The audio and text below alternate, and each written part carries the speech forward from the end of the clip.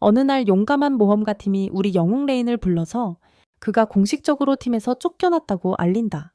레인은 당황하고 혼란스러워하며 무슨 말을 해야 할지 몰라서 그들에게 묻는다. 이게 장난인가요? 팀원 중 한 명인 아리우스가 소리친다. 당연히 아니야. 레인은 팀 전체가 그를 쫓아내는 것에 전혀 개의치 않는 것 같다는 걸 알아챈다. 그를? 레인은 묻는다. 알겠지만 왜 쫓겨나는지 알고 싶어. 팀의 마녀가 대답한다. 이 이유가 궁금해. 이유는 너무나도 명백해. 너 완전히 쓸모없어. 애송이 네가 하는 건 우리 발목 잡는 것뿐이야. 팀 리더가 덧붙인다. 너도 분명히 느꼈겠지. 전투에선 쓸모없고 우리가 항상 널 위험에서 구해주잖아. 네가 쓸모있는 건 정찰이나 보급품, 운반뿐이야. 그게 정말 중요하다고 생각해. 리더가 계속 말한다. 우리를 더 실망시키지 마. 가기 전에 장비를 두고 가. 어차피 그건 우리가 처음 해준 거니까. 팀이 계속 헛소리를 하는 동안 레이는 장비를 벗어두고 그리고 걸어간다. 나중에 레이는 앞으로의 삶에 대해 고민하며 팀과 함께한 순간들을 떠올린다. 모험 중에 함께했던 기억들이다. 그는 한때 그들이 자신에게 더 열심히 일하라고 독려하기 위해 엄격했다고 생각했지만 사실 그들은 자신에게 전혀 관심이 없었다는 것을 깨닫는다.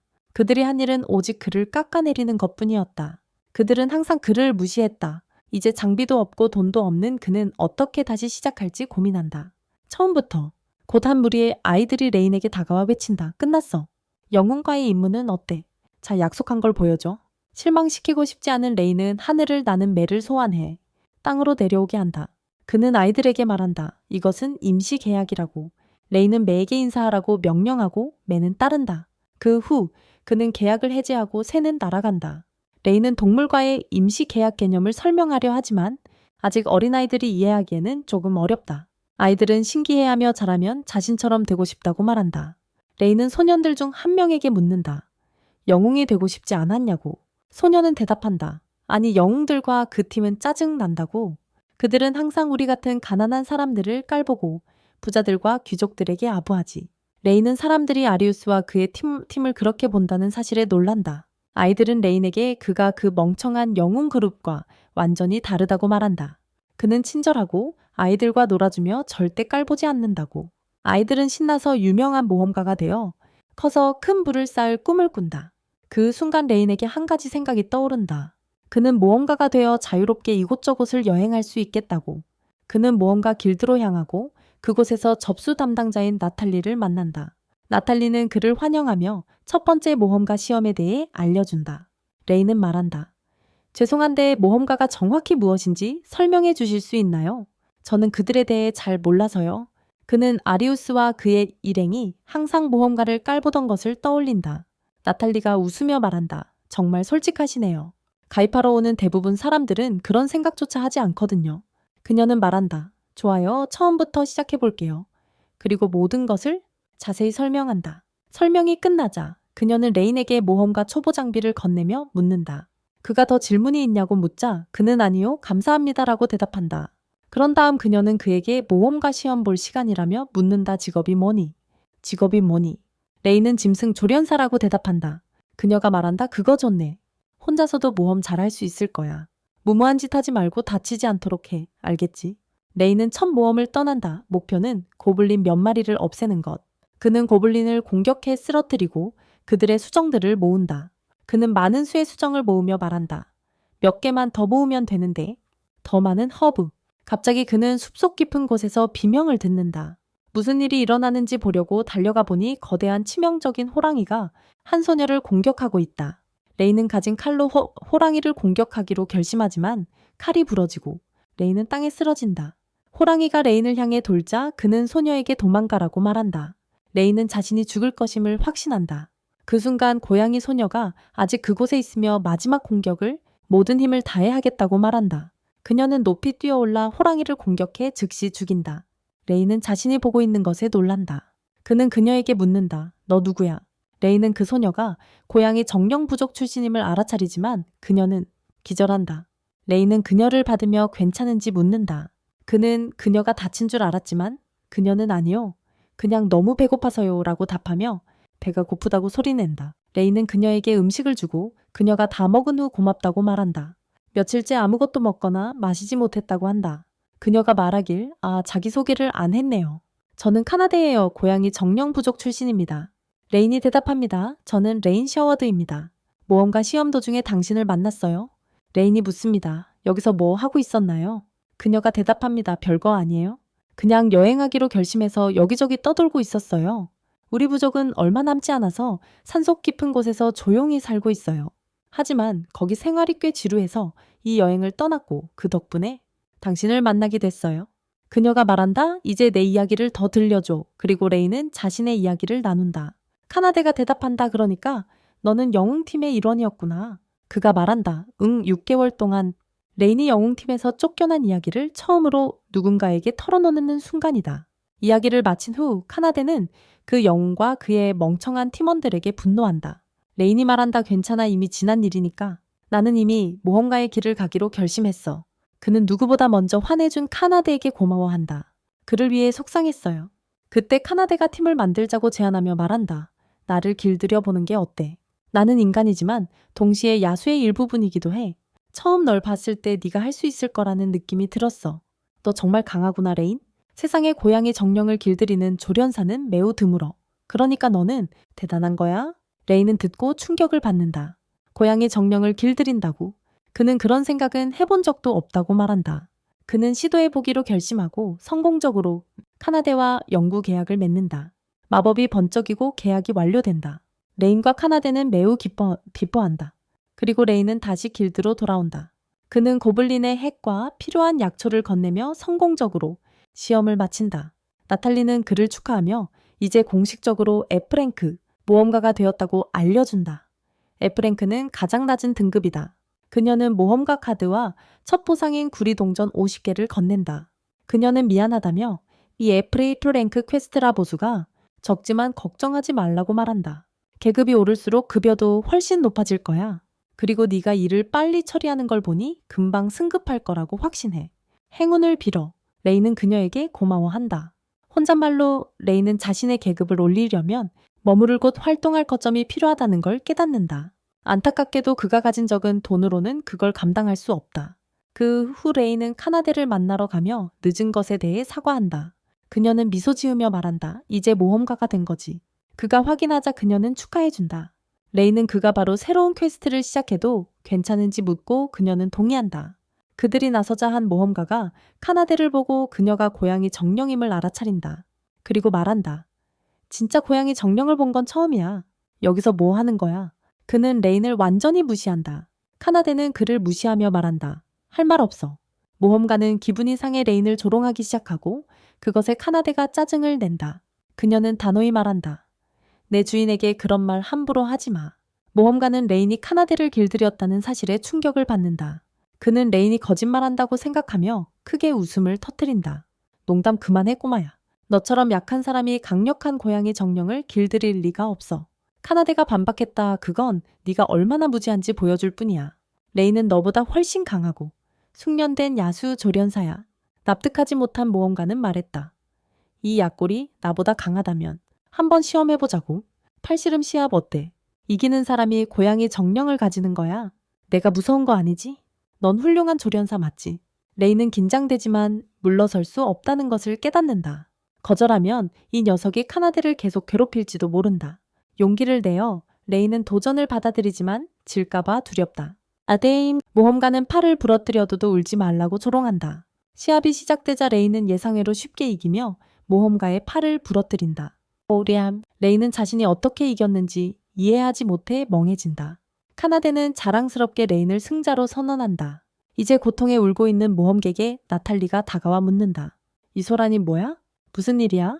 모험가가 눈물을 흘리자 그녀는 한숨을 쉬며 말한다. 또 너냐고.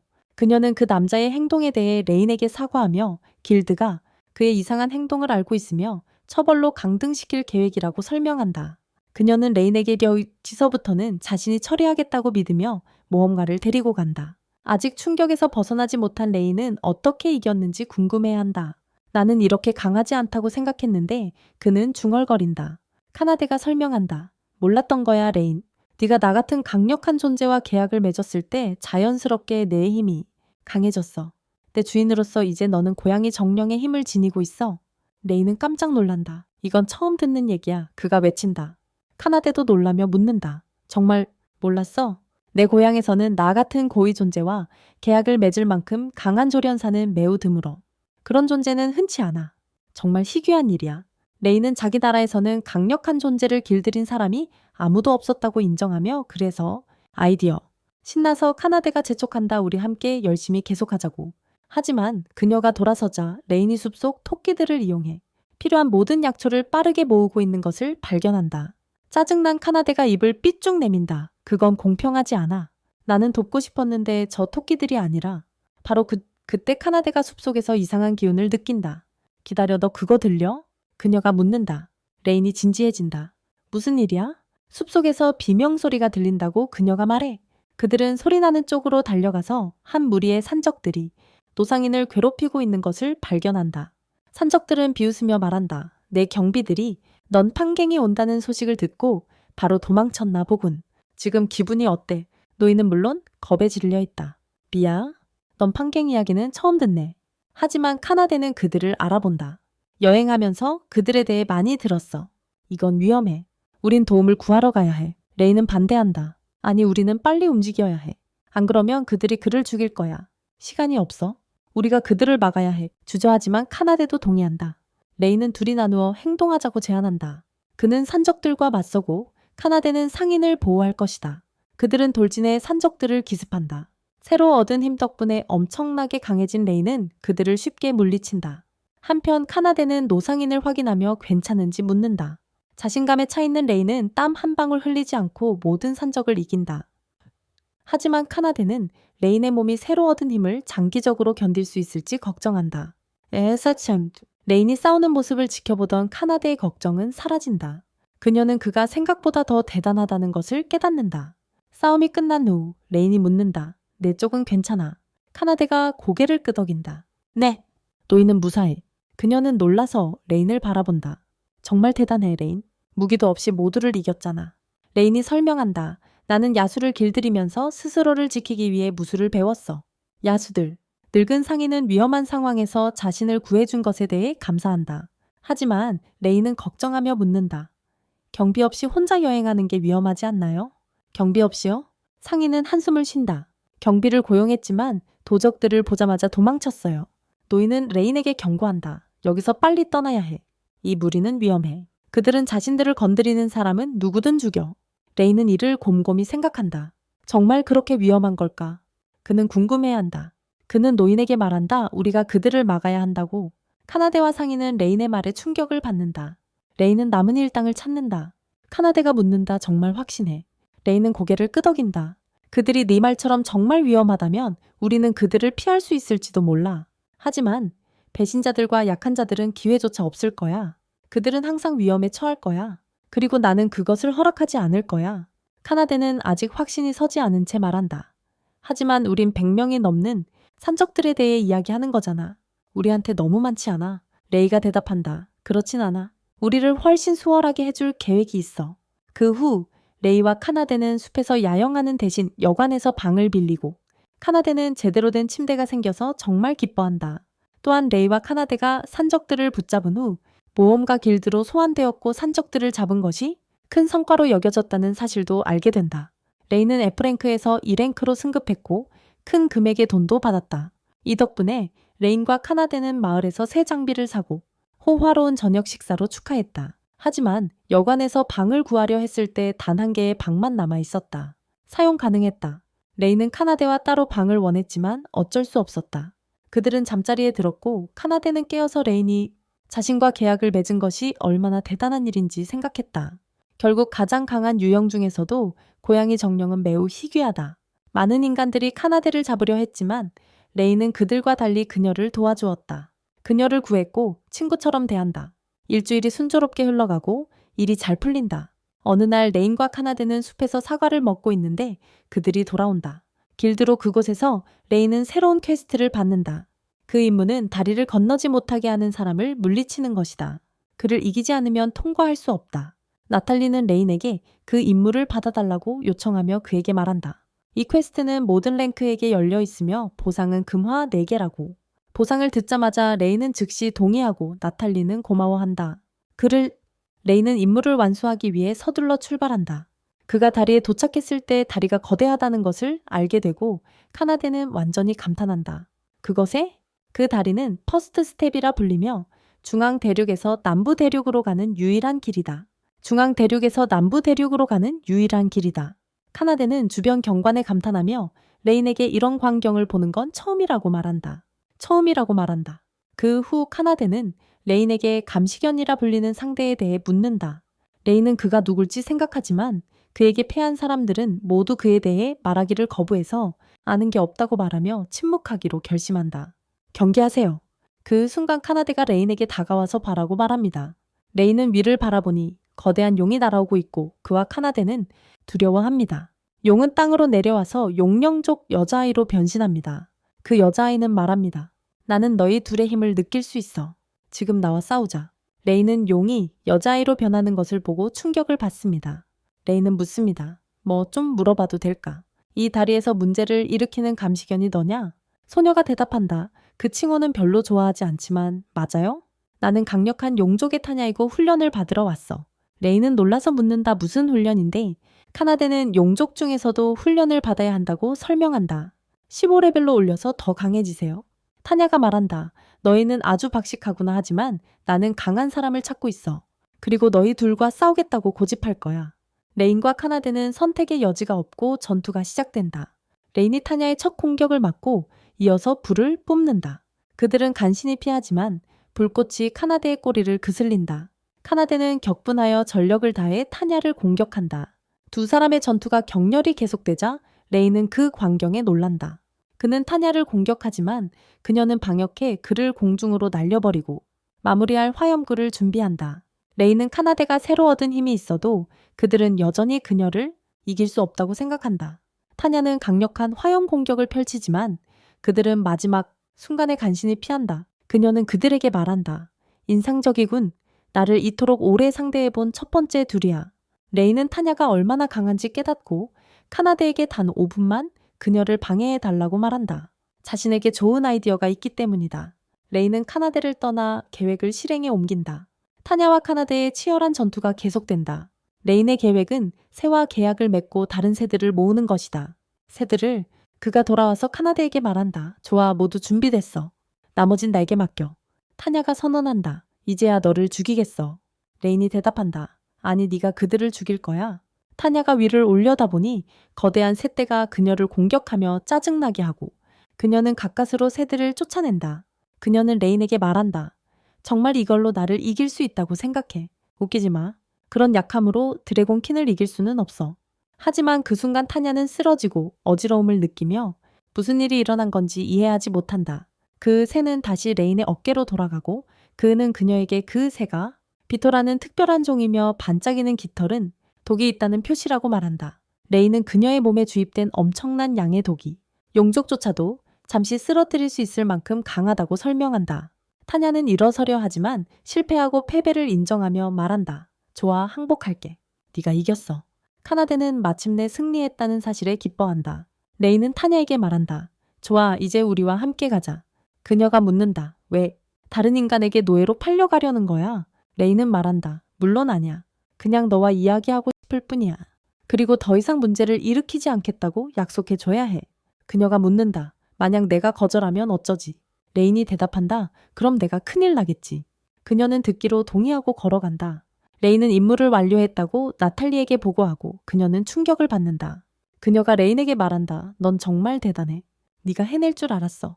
그래서 너에게 임무를 준 거야. 그녀는 그들에게 감사를 표하며 모든 것이 확인되면 보상을 받을 거라고 말한다.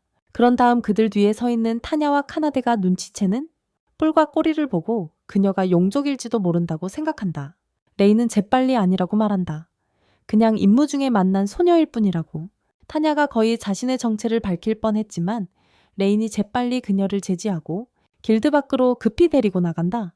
밖에서 레인은 타냐에게 마을의 문제를 일으키지 않도록 누구에게도 자신의 정체를 밝히지 말라고 설득하려 한다. 하지만 타냐는 싸울 상대를 찾고 싶어하며 자신이 누구인지 모두에게 말하고 싶어하며 돌아다닌다. 레인은 그녀를 막아 숲으로 데려가 절대 자신의 정체를 밝혀서는 안 된다고 설명한다. 그녀는 자신이 일으킨 문제에 대해 사과하며 완전히 잊고 있었다고 말한다. 레이는 그녀에게 말한다. 우리가 내린 결정은 네가 자유롭다는 것이지만 이 마을에서 최대한 멀리 떨어져 있어야 한다는 거야. 타냐가 묻는다. 정말이야? 레이는 대답한다. 응. 다행히 내 소식은 퍼지지 않았어. 하지만 더 이상 문제를 일으키지 않겠다고 약속해야 해. 그때 뜻밖에도 타냐는 앞으로의 모험에 레인과 카나데와 함께하기로 결정하며 그들의 팀에 합류한다. 레인은 놀라며 왜 그렇게 하려는지 묻는다. 타냐는 그들과 함께 모험하는 것이 훌륭한 수련이자 매우 즐거울 것이라고 설명한다. 레인은 그 생각을 거부하지 않고 카나데에게 그녀의 의견을 묻는다. 그녀도 동의한다. 타냐가 말한다. 좋아, 그럼 계약하자. 레인. 라인은 그녀와 계약을 맺기로 동의하고 모두 기뻐한다. 장면은 영웅과 그의 팀으로 옮겨지며 영웅은 오랜 시간 숲에 머물렀음에도 불구하고 임무를 실패한 것에 격분한다. 팀원들은 라인의 부재를 느끼지만 물론 그 불안당들은 그것을 인정하려 하지 않는다. 그 순간 주인공이 제안한다. 레인을 다시 팀에 데려오는 게 어때? 어때? 우리가 사과하고 그의 기분을 상하게 할 의도가 없었다고 말하자고. 그는 멍청하고 착해서 바로 돌아올 거야. 숲에서 힘든 임무를 끝내고 나면 다시 버리면 되잖아. 무슨 문제라도 있어. 한편 레이는 지쳐서 방바닥에 누워있고 카나데와 타냐는 침대를 두고 누가 먼저 침대에서 잘지 다투고 있다. 그리고 다음날 그들은 세 명이서 첫 임무인 슬라임, 박멸을 시작한다. 우리는 슬라임이 F등급 몬스터라는 것과 누구든 쉽게 물리칠 수 있다는 것을 알게 돼요. 그래서 대부분의 모험가들은 신경 쓰지 않죠. 하지만 이 몬스터들이 퍼지면 농부들의 밭을 파괴해요. 카나데는 끈적거리는 슬라임의 혐오감을 느끼자 타냐가 말하길. 걱정 마, 내가 불로 빨리 처리할게. 팀은 숲속에서 슬라임을 찾으려 하지만 전혀 찾지 못해요. 잠시 고생한 후 레이는 새들을 이용해 슬라임을 찾기로 결심해요. 타냐와 카나데는 이해하지 못하고 우리는 레인이 그의 능력을 옮기는 것을 봅니다. 의식이 그의 몸에서 새의 몸으로 옮겨가는 야수와도 연결된 마법 기술입니다. 길들이기. 그는 새의 몸에서 그들에게 말을 걸어 그들을 충격에 빠뜨린다. 하지만 레이는 상황과 자신이 사용하는 과정을 설명한다. 그들은 그에게 말한다. 정말 천재구나 레인. 그가 대답한다. 정말. 대부분의 야수조련사들은 이걸 할 줄 알아. 하지만 그들은 대답한다. 당연히 아니야. 레이는 슬라임을 찾기 위해 날아가고 결국 모든 슬라임이 한 곳에 모여있는 것을 발견한다. 카나데는 거대한 바위로 그들을 으깨고 싶어한다. 하지만 타냐가 그녀를 막으며 레인에게 말한다. 레인, 너 마법 쓸 수 있지. 한번 해봐. 그는 예전에는 아주 간단한 마법만 쓸 수 있었다고 대답해. 타냐가 그냥 한번 해보라고 격려해. 잃을 게 뭐가 있어. 슬라임한테 파이어볼을 써봐. 레인은 그게 약한 마법이라며 망설여. 하지만 그녀는 계속 해보라고 해. 레인은 결국 마법을 시도하고 그게 엄청나게 강력하다는 걸 알고 놀라. 한 번에 모든 슬라임을 쓸어버린 거야. 그와 카나데 둘 다 충격을 받고 레이는 방금 뭐였지? 라고 말해. 타냐가 설명한다. 역시 예상했던 대로야. 카나데와의 계약은 내게 엄청난 근력을 부여했고 그리고 나와의 계약으로 드래곤킨의 화구 같은 기술과 마법을 이용한 강화 화염 숨결을 얻었지. 드래곤킨의 마력은 세계에서 두 번째로 높으며 그 힘이 이제 네 안에 깃들었어. 레이는 자신이 세계에서 두 번째로 높은 마력을 지녔다는 사실에 충격을 받았다. 다시 슬라임이 모여들고 타냐는 이것이 레인이 마법 시전을 연습하기에 좋은 기회라고 판단했다. 그녀와 카나데가 그를 응원하고 레인은 신이 나서 타냐에게 마법을 어떻게 하면 가장 잘 사용할 수 있는지 가르쳐 달라고 부탁한다. 레인은 하루 종일 슬라임에게 불마법을 연습한다. 그 후 그들은 길드로 돌아간다. 카나데와 타냐는 밖에서 기다리며 아이들이 그들과 놀게 한다. 레인이 돌아와서 말한다. 이번에 정말 큰 보상을 받았어. 그들은 그 후 쇼핑을 하며 즐거운 시간을 보내고 나중에 함께 맛있는 식사를 한다. 이야기하는 중에 타냐가 레인에게 묻는다. 야수조련은 어디서 배웠어? 카나데가 덧붙인다. 나도 같은 질문을 하고 싶었어. 레인은 별로 재미없을 거라고 생각한다며 아마 너희가 좋아하지 않을 거라고 말한다. 라고? 타냐는 아니라고 어서 말해 달라고 재촉한다. 레인은 자신이 태어난 마을에서 야수 길들이기를 배웠다고 설명한다. 마을 전체가 야수 길들이기로 가득했고 그의 어머니와 아버지도 길들이는 사람이었다고 한다. 그래서 그는 대부분의 시간을 야수와 심지어 곤충을 길들이는 법을 배우며 보냈다.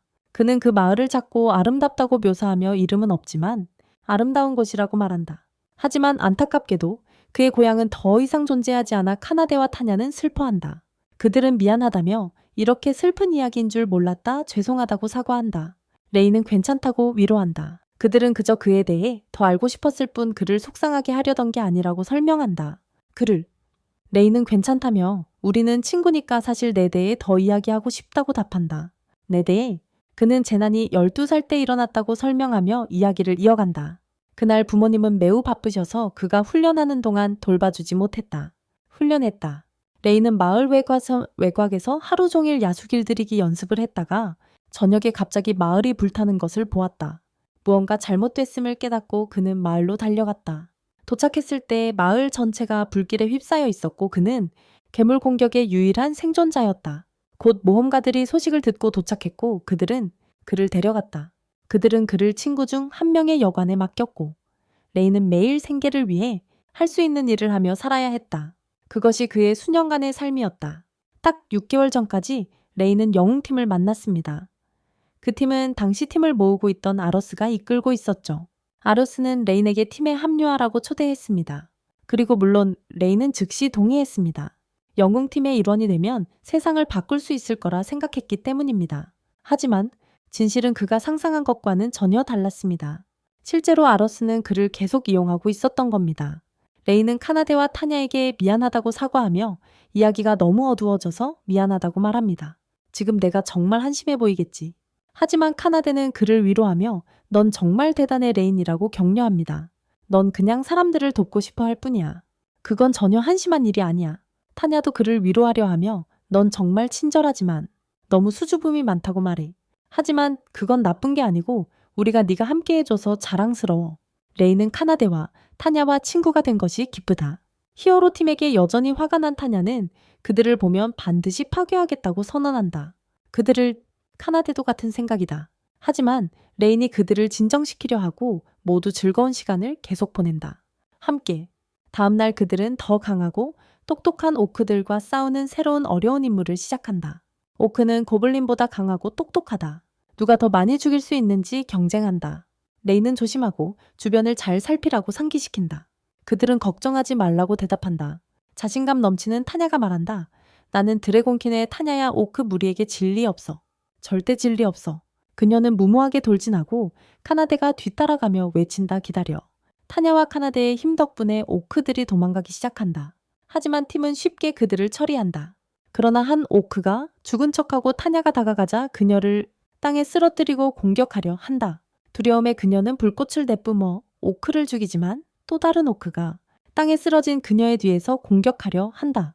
반응하지 못하는 사이 레인이 공격을 막으며 팔에 타격을 입는다.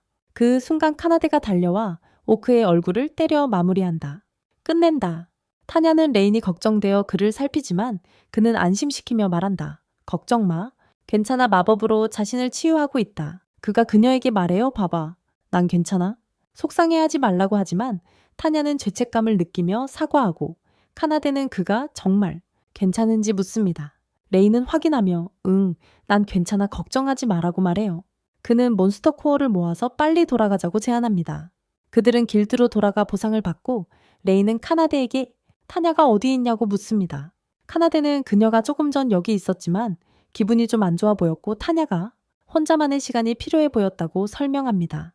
타냐는 사실 다리 옆에 혼자 앉아 명백히 속상해하며 자신이 실수해서 레인에게 문제를 일으킨 것을 되새기고 있다. 그때 한 소녀가 다가와 인사하며 오늘 뭐 때렸냐고 묻는다. 뭐 때렸어? 타냐가 대답한다. 난 사실 아무것도 안 했어. 소녀가 말한다. 다쳤어. 뭔가 마음에 걸리면 항상 바로 말해야 해. 그게 엄마가 항상 하는 말이야. 타냐가 미소 지으며 말한다. 내 엄마는 정말 현명하구나. 소녀가 대답한다. 맞아. 근데 엄마가 자꾸 야채 먹으라고 해서 타냐는 낄낄 웃으며 걱정해줘서 고마워다. 하지만 난 이제 괜찮아. 타냐가 그녀를 안심시킨다. 그 소녀는 환하게 웃으며 좋아 또 봐 하고 달려간다. 곧 비가 도착해 타냐를 확인하고 그녀는 그에게 사과한다. 그는 다시 괜찮다고 안심시키며 그녀를 진정시킨다. 그들은 여관으로 돌아가 잠을 잔다. 아침에 그들은 새로운 모험을 떠나지만 바로 그때 비가 영웅의 팀 그의 옛 파티를 만난다. 비는 충격을 받았고 영웅 아리오스가 말했다. 오랜만이군. 라인? 지금 어때? 레이는 긴장한 듯 대답하지 않았다. 그는 그냥 타냐와 카나데에게 집에 가자고 말했고 그들은 걸어가기 시작했다. 멀어졌다. 아리오스가 외쳤다. 기다려. 그렇게 심하게 굴지 마. 우리는 결국 팀 동료였잖아. 정말 미안해.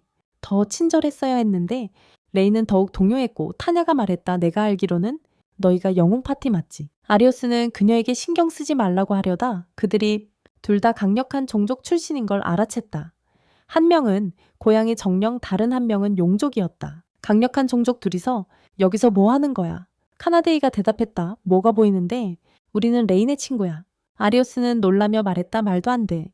그는 계속 말했다. 아, 알겠다.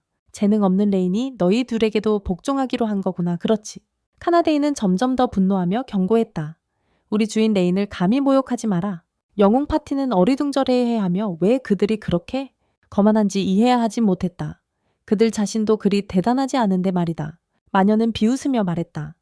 레인 같은 쓰레기가 어떻게 강력한 종족들의 생물을 길렀을 수 있겠어? 레인이 끼어들었다. 내게 제안을 하러 온 거지, 그렇지. 아리오스가 고개를 끄덕였다. 네, 이건 우리 둘 댁에 이득이 될 일이야. 잃어버린 숲에 대해 알고 있지. 레인이 대답했다. 내내 마지막 임무는 예비 탐사와 준비였어. 그 숲의 괴물들과 맞서야 해. 아리오스가 설명했다. 우리가 맞섰을 때 그들은 예상보다 훨씬 강했다. 잃어버린 숲안의 길은 계속 변해서 점점 더 길을 잃게 만들고 괴물들도 우리 4명이 감당하기엔 너무 많아. 우리는 결국 첫 주 후에 후퇴했다. 그래서 레인네가 너에게 이 임무를 완수하는 데 도움을 청하는 거야. 레인은 그들의 뻔뻔함에 충격을 받았다. 아리오스가 계속 말했다. 네 생물들이 보급품 운반과 탐험을 더 쉽게 해줄 거야. 그리고 분노에 가득 찬 레인이 대답했다. 정말 내가 이걸 동의할 거라고 생각해. 말도 안 돼. 아리오스는 거만하게 대답했다. 영웅들에게 기여하는 것은 영광일 것이다. 빠디에. 그렇지 팀.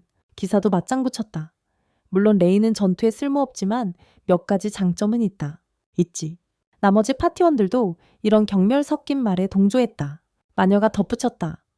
너 같은 쓸모없는 놈을 돌아가게 해주는 것만으로도 감사해야 해. 그래? 그들이 이렇게 비열한데도 자신만만한 게 정말 분통 터졌다. 아리오스가 말했다 들었지 레인? 우리 좀 도와주지 않겠어? 레인이 단호히 대답했다. 아니. 다른 사람에게 물어봐. 그는 파티원들에게 말했다 가자. 하지만 영웅팀의 치유사는 그에게 죄책감을 주려 했고 우리가 하는 일은 세상을 구하기 위해 필요하다고 말했다. 그녀는 설명했다. 숲 깊은 곳에 저주받은 야수왕을 물리치는 데 중요한 고귀한 유물 진실의 방패가 있다고. 레인이 반응했다. 정말. 아리오스가 확인했다. 맞아, 우리가 말하는 걸 깜빡했어. 치유사가 덧붙였다. 그 방패 없이는 저주받은 야수왕을 절대 이길 수 없어. 그리고 몬스터들이 땅에 부패를 퍼뜨릴 거야. 레인은 어린 시절을 떠올리며 그것을 막는 것이 얼마나 중요한지 생각했다. 괴물들이 돌아오는 것을 막지 않으면 역사가 반복되어 파멸을 가져올 것이다. 어디에나.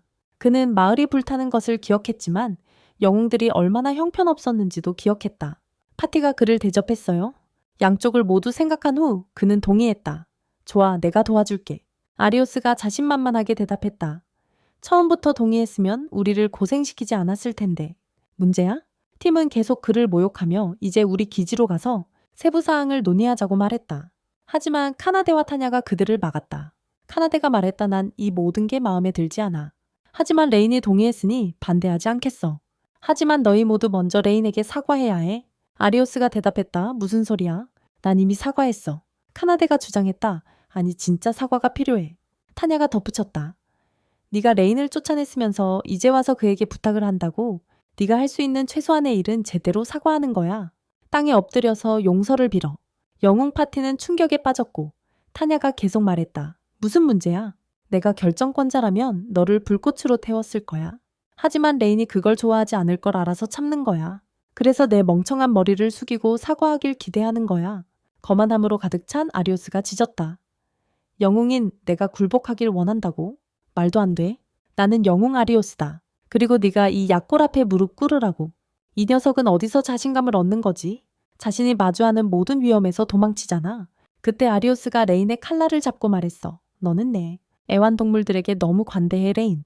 그들을 제대로 통제해야 해. 그는 계속해서 카나데와 타냐를 조롱하며 웃었고 그의 팀도 함께 웃었어. 마침내 레인이 참지 못했어. 그는 아리오스를 세게 주먹질해 땅에 날려버렸어. 히어로즈 팀은 충격에 빠졌다. 아리오스는 아직도 망상에 빠진 히어로 역할을 하며 소리쳤다. 감히 나 히어로를 때리다니. 나를? 레인은 대답했다. 필요하면 또 때릴 거야.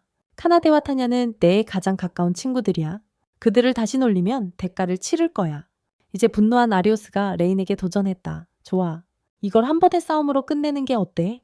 어느 팀이 더 강한지 보자. 네 팀 아니면 내 팀. 레인은 동의했다. 좋아하자. 첫 번째 경기는 기사와 카나데의 대결이었고 두 번째는 타냐, 마녀와 힐러의 대결 마지막 경기는 아리오스와 레인의 대결이었다. 장면은 카나데와 기사 사이의 싸움으로 바뀌었다. 그는 자신감 있게 말했다. 좋아. 어차피 강력한 종족과 싸워보고 싶었거든. 카나데는 흥분한 채로 대답했다. 레인에게 제대로 사과할 때까지 널 이길 거야. 기사는 잘난 체하며 말했다. 내가 사과할 이유가 없어. 영웅 파티에는 약한 자들이 필요 없으니까. 분노한 카나데가 엄청난 속도로 그에게 돌진했다. 기사님은 그녀의 힘을 감당하지 못했고 명백히 상대가 되지 않았습니다. 그녀는 그의 약함을 비웃었고 기사는 자신을 변명하려 했습니다. 지금은 레인이 필요하지만 내가 널 죽여도 탓하지 마라 고 말했습니다. 카나데는 웃으며 말했습니다. 해봐. 나는 지금까지 힘의 절반만 썼어. 이제 전부 쓸 거야. 기사는 두려움에 떨며 분명히 무너질 듯했고 왜 그렇게 강한 사람이 레인 같은 약한 자를 섬기는지 의아해했습니다.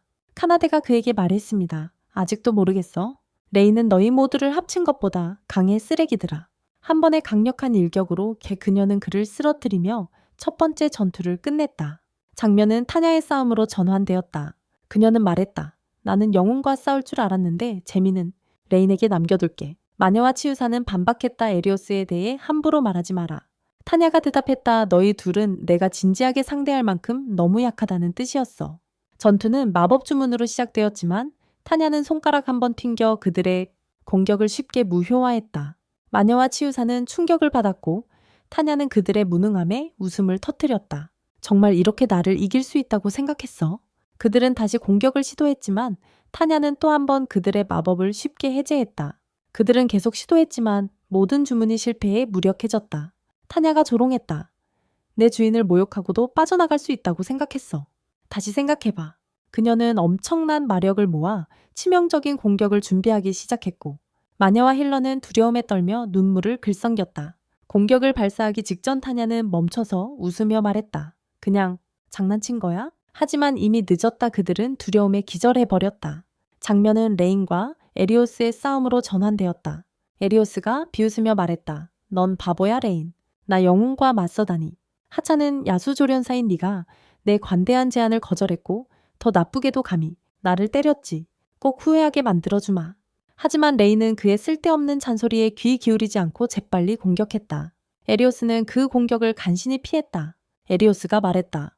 멍청아, 내가 방금 말하고 있었어. 레인이 대답했다. 내 끝없는 수다 따위 듣고 싶지 않아. 짜증난 에리오스가 번개처럼 빠른 속도로 검을 들고 그에게 돌진했다. 레인은 공격이 엄청나게 빨랐음에도 모든 공격을 피했다. 그는 계속해서 회피하며 집중했고 적절한 순간을 기다렸다. 레인은 에리오스가 영웅답지 않게 예상만큼 강하지 않다는 것을 느꼈다. 타냐와 싸울 때와는 달랐다. 레인은 에리오스의 팔을 잡아 그의 공격을 막으며 말했다. 그게 다야. 에리오스는 멍해졌다. 네가 내 공격을 막았다고? 그 순간 레인은 다시 그를 쳐서 에리오스의 입에서 피가 흘렀다. 에리오스는 당황해 레인이 어디서 이런 힘을 얻었는지 이해하지 못했다. 싸움이 계속되자 에리오스가 물었다. 어떻게 이렇게 싸우는 법을 알지? 레인이 대답했다. 알고 싶어. 이것이 바로 짐승조련사의 힘이다. 네가 전에 비웃던 그 힘과 같은 것이다. 나는 계약을 통해 힘을 얻는다. 레인은 그에게 말했다. 너는 공정한 싸움에서 나를 절대 이길 수 없어. 그리고 또 다른 강력한 일격과 함께 그는 덧붙였다. 패배를 인정해라. 에리오스. 절박해진 에리오스는 마법을 사용해 번개로 레인을 공격했다. 레인은 다시 피했고 에리오스는 비웃으며 말했다. 너 정말 바보구나 레인. 내 기술을 잊었니? 쓸모없는 짐승 조련사 너를 재로 태워버리겠다. 에리오스는 레인에게 마법을 퍼부었다. 하지만 레인은 불로 방역하며 그 공격을 거뜬히 막아냈다. 에리오스는 충격에 빠졌다. 에리오스는 근거 없는 오만함을 계속했지만 그 순간 레인은 말벌 소환수의 힘을 사용해 에리오스를 마비시켜 그를 움직일 수 없게 땅에 쓰러뜨렸다. 레인은 말했다. 이제 내가 너에게 분노를 쏟아부을 시간이다. 에리오스는 자비를 구했지만 레인은 온 힘을 다해 그를 공격하며 완전히 무너뜨렸다. 레인은 안도와 기쁨을 느꼈고 그 순간 카나데와 타냐가 도착했다. 그리고 우리는 레인의 팀이 새로운 모험을 위해 잃어버린 숲에 들어가는 모습을 본다. 방패를 찾기 위해. 그들은 금세 방향 감각을 잃고 버섯이 사방에 가득하다. 카나데는 지루해지기 시작하며 말한다. 응, 여기 정말 어둡네. 낮인데도 말이야. 낮인데도 말이야? 짜증이 난 타냐가 제안한다. 그냥 숲 전체를 태워버리는 게 어때? 태워버리는 게 어때? 레인이 대답한다. 그럴 리 없지. 그럴 수 없다는 거 알잖아. 이 숲은 생태계의 중요한 부분이야. 타냐가 물러서며 말한다. 알았어, 알았어. 그냥 농담이었어. 근데 진짜로 방패는 여기 있는 거지. 레인은 확인하며 말한다. 그래, 오직 영웅만이 다룰 수 있는 진리의 방패가 이 숲 안에 있다고. 에리오스 팀이 그린 지도를 보며 레인은 말한다. 이건 완전히 쓸모없어. 타냐도 동의하지만 말한다. 그래도 우리는 반드시 방패를 찾아야 해. 레인은 고개를 끄덕이며 말한다. 지금 우리 임무야. 그때 우리는 레인 팀이 에리오스 그룹을 물리친 직후로 회상한다. 에리오스와 그의 팀은 레인에게 사과했고 레인은 그들을 용서했다. 그 후 에리오스는 방패의 위치에 관한 정보를 레인에게 주며 설명했다. 그 방패는 숲 깊숙한 곳에 괴물이 지키고 있다고. 그는 저주받은 야수왕을 물리치는데 방패가 얼마나 중요한지 강조했다. 에리오스는 영웅인 레인에게 빨리 방패를 찾아오라고 재촉했다. 세상의 운명이 걸려 있다는 걸 알고 있었기 때문이다. 카나데와 타냐는 에리오스가 또다시 자신들을 윽박지르는 것 같다고 느꼈다. 짜증난 카나데가 말했다. 내 사과가 진심인지 정말 의심스러워. 레인이 그들을 진정시키며 말했다. 괜찮아. 우리는 이미 임무를 받아들였어. 현재로 돌아와서 레인은 이제 다음 행동을 고민하고 있다. 카나데가 묻는다. 정말 그 영웅을 도울 거야? 나는 그 생각이 정말 마음에 들지 않아. 타냐가 덧붙인다. 너희 바보들을 도울 필요 없어. 내가 혼자서 저주받은 야수왕을 물리칠 수 있어. 레인은 안심시키며 말한다. 걱정해줘서 고마워. 하지만 우리는 아직 그 바보 에리오스가 필요해. 그가 유일하게 저주받은 야수왕을 물리칠 수 있는 사람이야. 그들은 마지못해 동의한다. 하지만 말한다. 우리가 이걸 하는 건 네가 너무 착해서야. 그래서 우리가 널 챙겨야 해. 카나데가 덧붙인다. 네가 항상 정직하고 성실하게 행동해서 기뻐. 레인은 그들의 신뢰에 감사한다. 타냐가 그러고는 말하죠. 이 지도를 제대로 다룰 줄 모른다니 안타깝네. 그치? 레인이 대답합니다. 걱정 마. 우린 그냥 경로를 바꿀 거야. 그는 자신의 새 정령을 부르고 새가 다가오자 레인이 말하죠. 지난번처럼 새와 합체할 거야. 내가 정찰하는 동안 네가 내 몸을 지켜줘. 레인의 영혼이 몸을 떠납니다. 그리고 그는 숲을 탐험하며 얼마나 광활한지 주목하죠. 길이 숨겨져 있어도 위치를 정확히 파악할 수 있다는 걸 깨닫습니다. 길을 찾은 후 그는 자신의 몸으로 돌아간다. 타냐가 묻는다. 길을 찾았어. 레인이 대답한다. 네, 다행히도요. 그룹은 기운을 내며 길을 따라 내려간다. 잠시 후 타냐가 말한다. 우리는 한참을 걸었는데 아직도 아무것도 못 찾았어. 카나데가 묻는다. 얼마나 더 가야 도착해? 그들은 멈춰서서 자신들이 출발 지점을 표시했던 곳으로 돌아왔다는 것을 깨닫는다. 돌로 점을 찍다. 카나데가 놀리며 말한다. 결국 네가 우리를 잘못 이끈 것 같네. 레이는 대답한다. 나는 그렇게 생각하지 않아. 나는 내 정보를 다른 새들과 공유했어.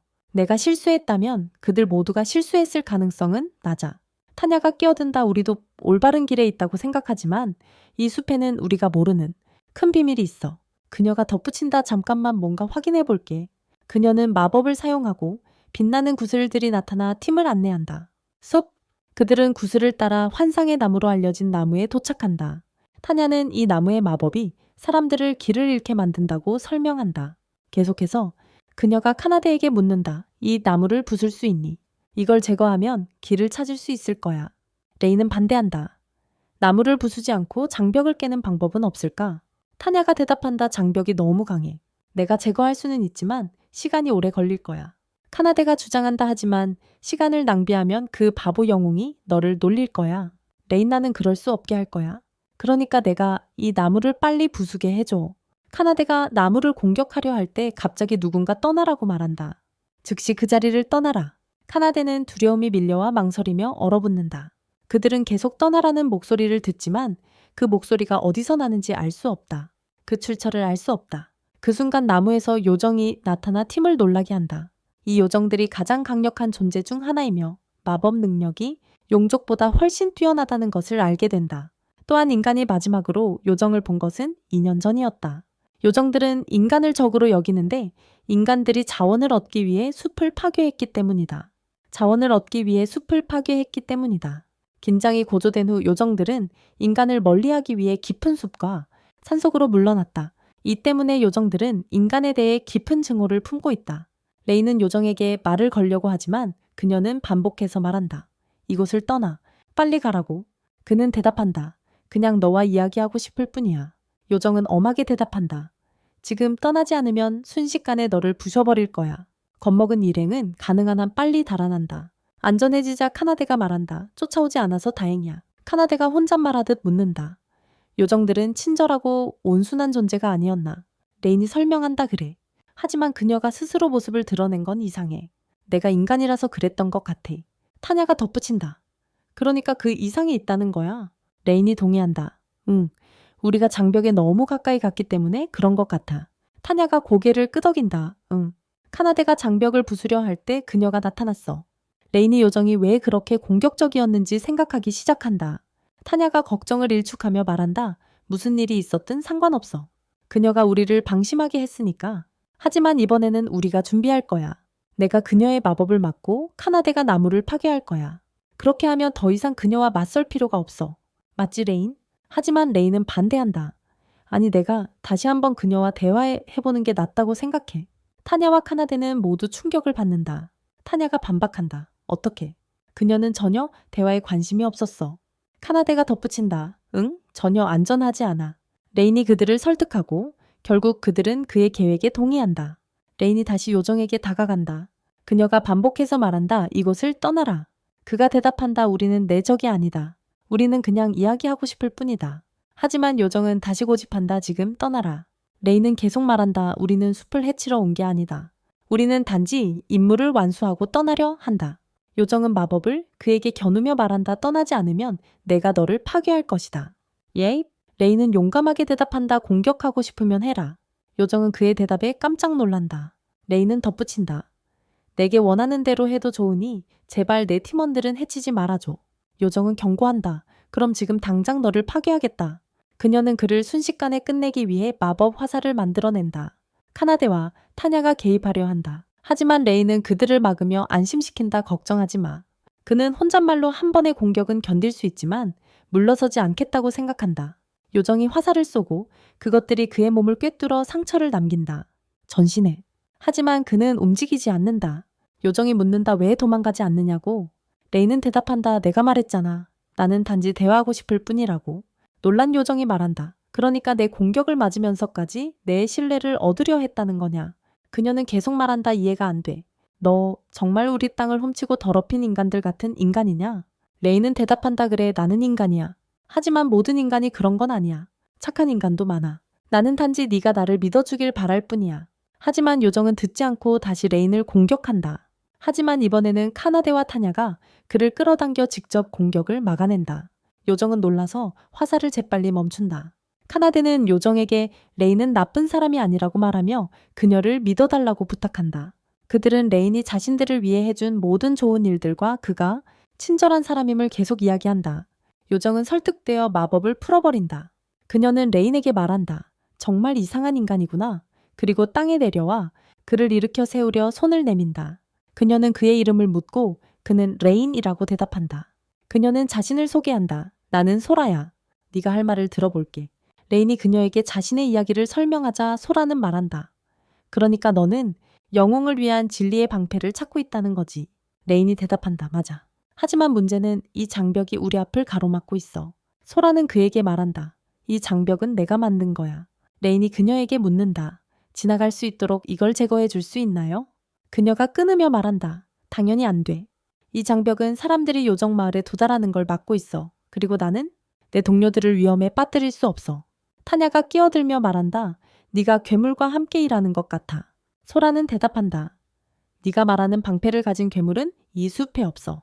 관련해서 팀은 깜짝 놀라고 소라는 숲에 있는 유일한 것은 요정 마을로 이어지는 길뿐이며 요정들이 진실의 방패를 지키고 있다고 설명한다. 카나데가 묻는다. 그럼 괴물 이야기는 도대체 뭐야? 타냐가 말한다. 누군가 잘못된 정보를 퍼뜨렸을 거야. 소라는 말한다. 이 방패가 저주받은 야수왕을 무찌르는 데 중요하다면 내가 너희에게 줄게. 잠깐만요. 그녀는 차원 가방을 열고 방패를 꺼내 그들에게 건넨다. 그들에게 팀은 방패를 얻어 임무를 완수하게 되어 매우 기뻐한다. 그들은 솔에게 감사하고 레이는 그녀에게 묻는다. 무언가 보답할 일이 있을까요? 그녀는 대답한다. 괜찮아요. 그냥 제 임무였을 뿐이에요. 그때 카나데가 레인에게 말한다. 도시로 돌아가서 방패를 넘기자. 레인은 동의하고 다시 한번 솔에게 감사한다. 그들이 걸어가던 중 레인은 갑자기 멈춰서며 뭔가 이상함을 느낀다. 그는 솔에게 돌아가 묻는다. 솔아, 무슨 고민이라도 있니? 무슨 건지 모르겠지만 그냥 내 느낌일 뿐이야. 작은 일이라도 좋으니 내 이야기를 듣고 싶어. 네가 우리에게 진실의 방패를 줬으니 나도 널 돕고 싶어. 소라는 망설이며 말한다. 사실 자신을 멈추기 전에 밝히는 것이 그들에게도 위험할 수 있다고 생각했다. 마침내 그녀는 말한다. 아니, 아무것도 없어. 레이는 그녀를 안심시키며 말한다. 걱정하지 마. 위험해도 괜찮아. 널 돕는 게. 타냐가 덧붙인다. 걱정. 마레이는 원래 너무 착해서 그런 거야. 그러니까 우리에게 널 도울 기회를 줘봐. 우리도 강하단 걸 알아도.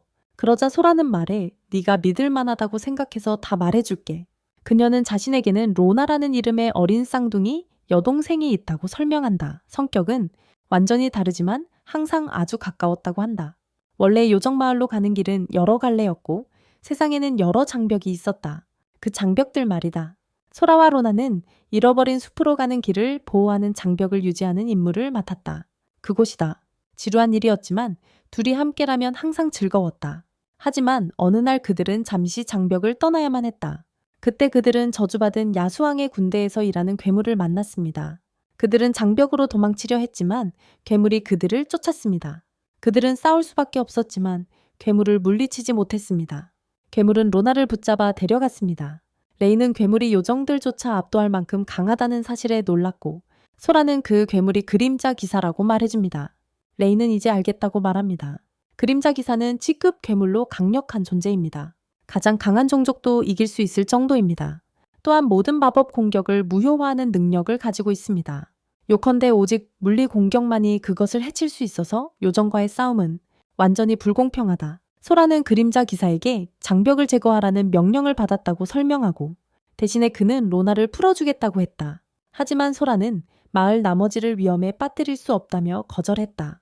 그녀는 마을 지도자에게 도움을 청했지만 그는 마을의 안전을 위해 여동생을 포기하는 것이 낫고 처음부터 장벽을 지키지 않은 것이 그들의 잘못이라고 말했다. 그것이 그들의 잘못이라고 말했다. 이때 레인이 소라를 위로하며 그녀의 여동생을 구하겠다고 말한다. 그는 그녀가 울고 있을 때 부드럽게 안심시킨다. 레인은 솔에게 기사님이 어디 계신지 묻고 그녀는 저기 그 근처에 있다고 말해요. 그리고 로나도 거기에 있어요. 레인은 알겠다고 말하며 나머지는 우리에게 맡기라고 하고 로나를 구하러 출발해요.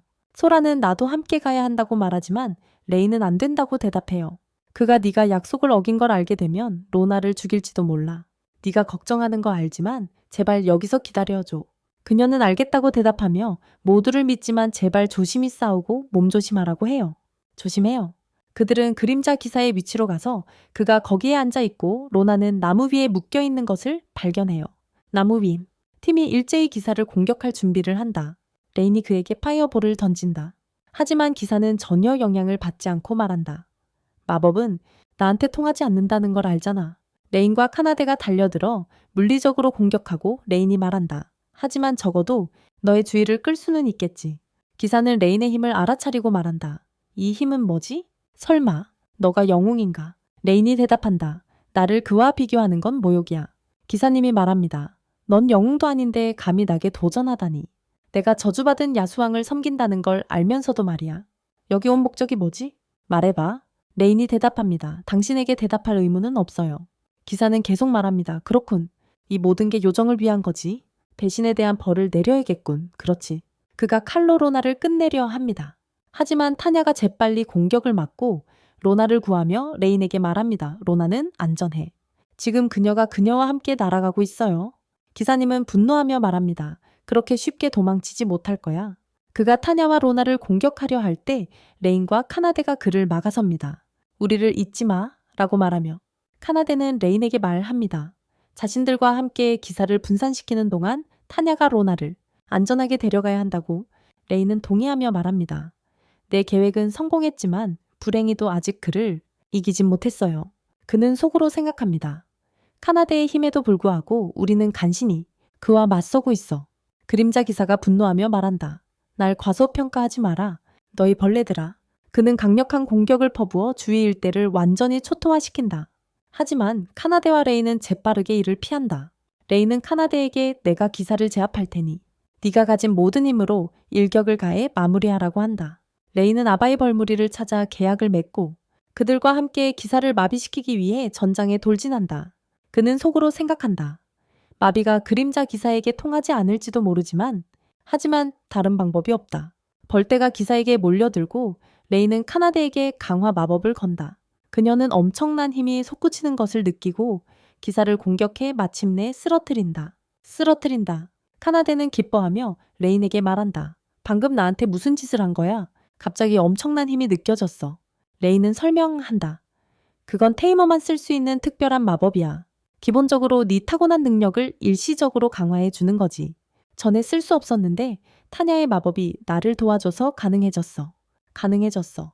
그때 타냐가 도착해 로나는 의식은 없지만 안전하다고 안심시킨다. 하지만 그 외에는 괜찮아요. 그녀는 또한 말했어요. 그 강화 마법은 잃어버린 마법이라고. 어떻게 그걸 시전할 수 있었나요? 팀은 로나를 구한 성공을 축하합니다. 로나는 깨어나서 묻습니다. 당신들은 누구죠? 레이는 대답합니다. 우리는 내 언니의 친구들이야. 그녀가 우리에게 널 구해달라고 부탁했어. 이제 안전해.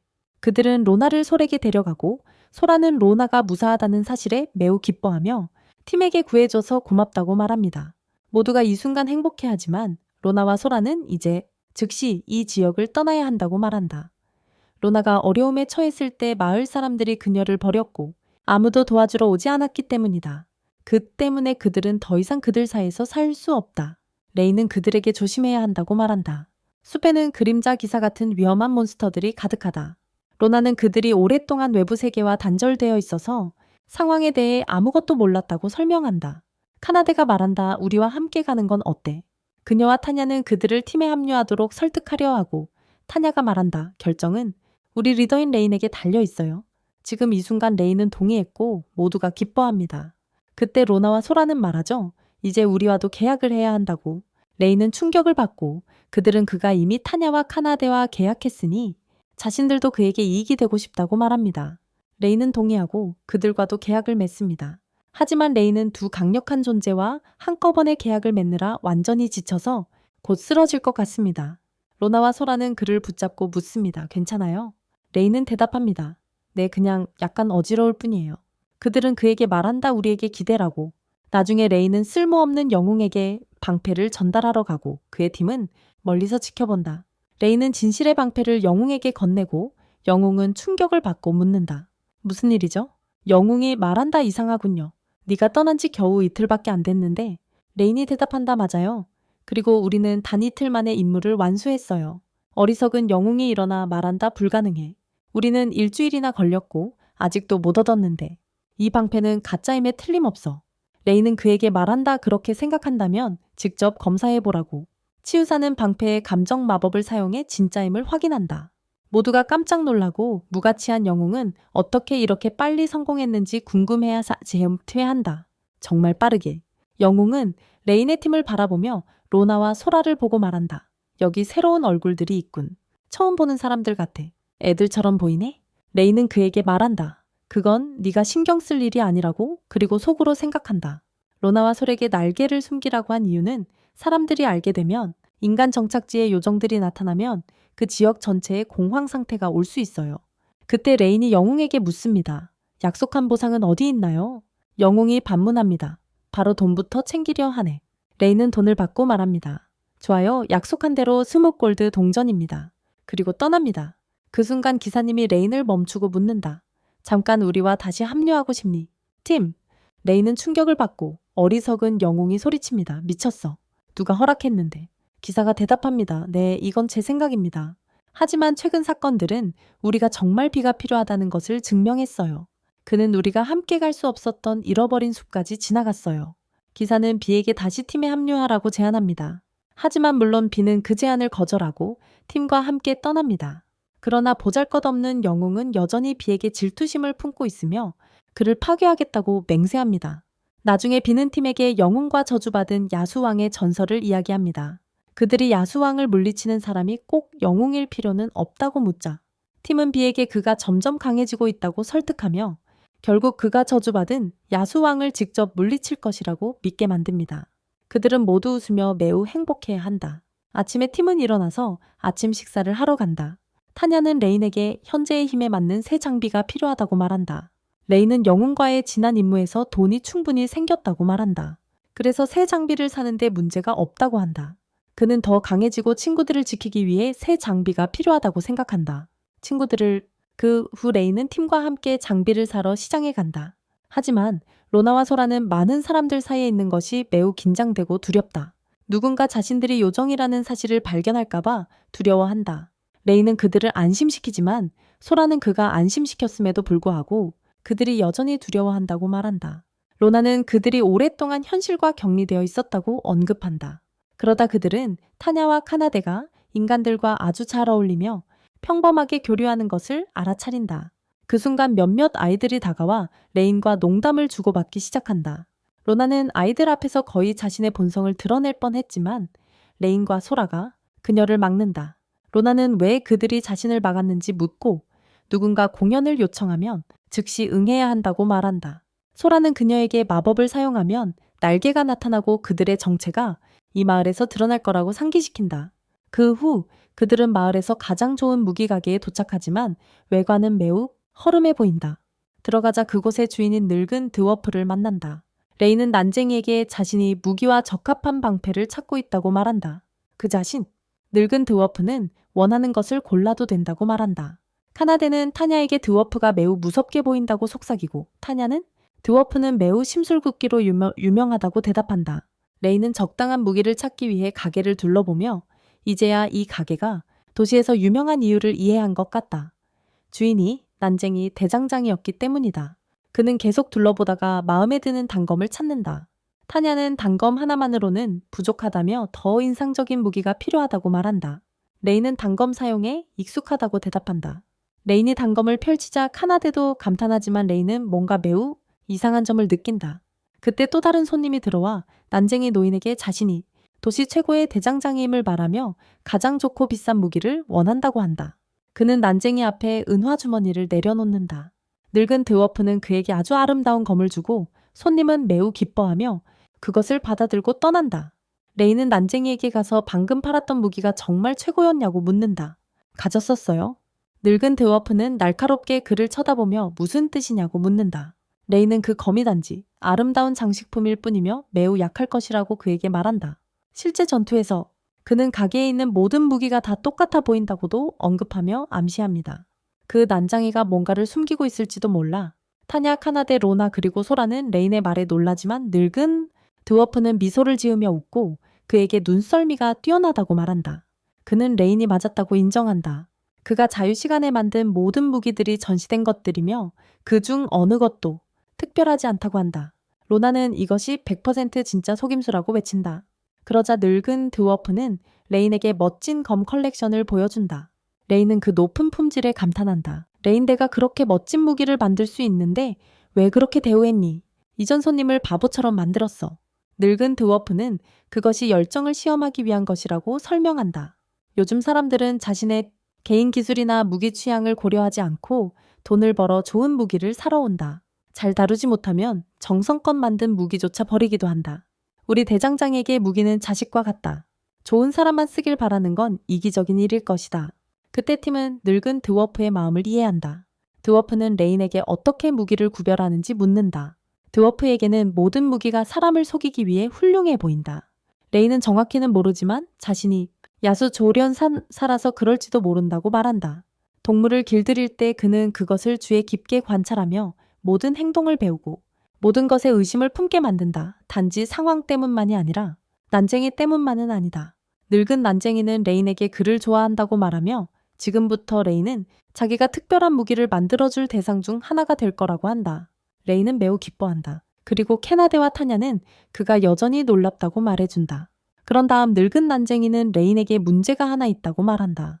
지금 당장 무기를 만들 재료가 없다는 것이다. 그는 특정 희귀 금속이 필요하다. 레인은 길드에 가서 나탈리에게 금속을 찾을 사람을 배정해달라고 요청을 전달한다. 그를 위해서 말이다. 그 후 레인과 팀도 금속을 찾으러 가서 늙은 드워프가 그에게 무기를 만들어 줄 수 있게 한다.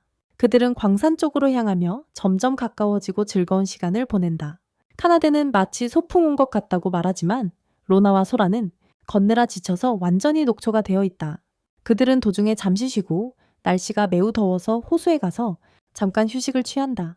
여자아이들은 호수에서 즐거워하는 동안 레이는 나무 아래에서 쉬다가 잠이 든다. 잠든 상태다.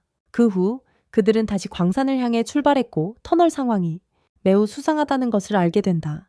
카나데가 레인에게 들어갈 거냐고 묻자 레인은 광산에서 금속이 갑자기 사라진 이야기를 기억하라고 말한다. 그는 도둑들이 훔치고 있을 수도 있고 지금 그 안에 있을지도 모른다고 생각한다. 라고 생각한다. 로나는 들어가서 붙잡자고 제안한다. 갑자기 도둑들이 나타나고 타냐와 카나데가 그들과 싸운다. 로나와 소라는 마법을 사용해 도둑들로부터 정보를 모은다. 기억들. 그들은 레인에게 자신들이 큰 모험가 그룹이며 2명 외에 5명이 더 있다고 말한다. 그들이 상대했던 2명 외에 5명이 더 있다. 레인과 팀은 광산에 들어갈 준비를 하고 그는 모험가들 중에 야수조련사가 있는 것 같다고 말한다. 왜냐하면 그들이 조금 전 근처를 날던 새를 통해 위치를 알았기 때문이다. 조금 전 근처를 날던 새를 통해 그들이 위치를 알았다. 그리고 모두 동굴 안으로 들어간다. 그들 중 한 명이 부하들에게 말한다. 우리 팀은 아직 돌아오지 않았다. 이건 문제다. 분명 죽었을 것이다. 그들은 돌아오지 않아. 다른 사람이 대답해 좋아. 그럼 우리가 나가서 직접 끝내야 해. 우리 스스로. 갑자기 아무 경고도 없이 거대한 불덩이가 레인을 공격해. 하지만 로나와 소라는 마법으로 쉽게 막아낸다. 그룹에 있는 다른 소녀가 또 다른 불덩이를 던지려고 하지만 그들도 수월하게 막아낸다. 그들은 그룹에 있는 2 소녀를 제압하는 데 성공한다. 그 가후 카나데가 나가서 다른 2 남자를 공격해 쓰러뜨리고 묶어 옆에 내버려 둔다. 리더만 남아있다. 레인은 그에게 묻는다. 도대체 누구냐고? 그는 대답한다. 네가 알 바 아니다. 하지만 나는 대장장이 간투스 밑에서 일하며 절대 무슨 일이 있어도 너한테 굴복하지 않을 거라고 말해주지. 지금 당장 널 이길 거야. 둘은 잠시 싸운다. 하지만 그 남자는 레인에게 아무것도 못한다. 그는 말한다. 말도 안 돼. 아직 포기하지 않아. 그때 그는 B급 몬스터인 거대한 짐승 베이모스를 소환한다. 그들은 모두 매우 놀랐습니다. 인간과 괴물 사이에는 큰 적대감이 있기 때문입니다. 그런데 그가 어떻게 그렇게 쉽게 길들일 수 있었을까요? 레이는 대답합니다. 네, 그런 마법의 짐승을 길들이려면 보통 엄청난 마력이 필요합니다. 그 남자는 말합니다. 내가 어떻게 했는지 모른다면 말해주지. 이 짐승을 10살 때부터 길들여서 나에게 적응할 수 있게 만들었어. 그런 다음 그는 자신의 짐승에게 레인을 공격하라고 명령합니다. 짐승은 레인에게 돌진해 그를 쓰러뜨립니다. 동굴이 무너지기 시작하자 카나데는 친구들을 모두 붙잡고 밖으로 달려나갑니다. 야수가 레인을 계속 공격하며 마지막 일격을 가하려 한다. 하지만 카나데가 마지막 순간에 개입해 그를 구한다. 그녀는 말한다. 봐. 네가 뭐라 하든 나는 네가 좋아하든 싫어하든 함께 싸우러 왔어. 레인은 대답한다. 난 내 도움이 필요 없어. 혼자서 싸울 수 있어. 네가 끼어들길 원하지 않아. 하지만 그가 그녀에게 묻는다. 내가 야수를 상대하는 동안 저 녀석을 잡을 수 있겠어? 그가 조종하고 있어. 야수가 다시 레인을 공격하지만 이번엔 그가 공격을 피하며 혼잣말한다. 움직임을 파악했어. 이제 더 이상 날 맞출 수 없어. 하지만 동굴 전체가 무너지기 전에 빨리 행동해야 해. 그 사이에 카나데가 그 남자를 붙잡는다. 레인은 그에게 말한다. 좋아. 내 짐승에게 공격을 멈추라고 전해. 안 그러면 널 죽일 거야. 하지만 그 남자는 거부하며 짐승에게 레인을 끝내라고 명령한다. 짐승은 여러 번 그를 죽이려 하지만 매번 실패한다. 레인은 속으로 생각한다. 남은 방법은 하나뿐이다. 잘 될지 모르겠지만 목숨을 잃을 수도 있어. 짐승이 다시 돌진해 오지만 레인은 그 움직임을 완전히 멈추는 데 성공한다. 그 남자가 묻는다. 내 야수를 어떻게 했냐고. 레인은 대답한다. 네 야수를 내 것으로 길들였다고. 보통은 남의 길들임을 훔치는 게 불가능하지만 내가 강해서 이런 일도 할 수 있다. 길들이는 사람이 말한다. 말도 안 돼. 이런 건 본 적이 없어. 그리고 자신의 야수에게 다시 전력을 다해 레인을 공격하라고 명령한다. 야수는 혼란스러워서 어떻게 해야 할지 모르다가 답답해져서 자신의 주인을 공격하려서만 한다. 하지만 레인이 개입해 간신히 그를 구한다. 불의 힘을 사용해 야수가 그를 쓰러뜨리기 전에 죽인다. 그 후에 모두 다시 모이고 레인은 말합니다. 우리는 모든 포로들을 신문했어. 그들은 모두 자신들의 무기를 간투스에게서 받았다고 인정했어. 그가 모두를 속였기 때문에 그들은 복수하기로 결심하고 그가 무기를 만드는 데 쓰는 금속을 훔치기로 했어. 그래서 그가 더 이상 무기를 만들 수 없게 하려고 그들은 노인을 찾아가고 그는 말합니다. 내 인생에서 많은 잘못을 저질렀고 고객들을 속였어. 왜냐하면 나는 그들을 좋아하지 않았거든. 그래서 나는 실패한 대장장이라는 걸 알고 있고 너희가 그걸 말해줄 필요도 없어. 레이는 대답합니다. 나는 당신이 실패한 대장장인 걸 알아요. 하지만 아직 실수를 고칠 시간이 있어요. 우리 모두 실수를 하지만 진정한 실패자는 그것을 고치지 못하는 사람입니다. 강하고 착한 사람은 자신의 실수를 고치고 새롭게 시작할 수 있는 사람입니다. 가장 중요한 것은 실수에서 배우는 것입니다. 노인은 말합니다.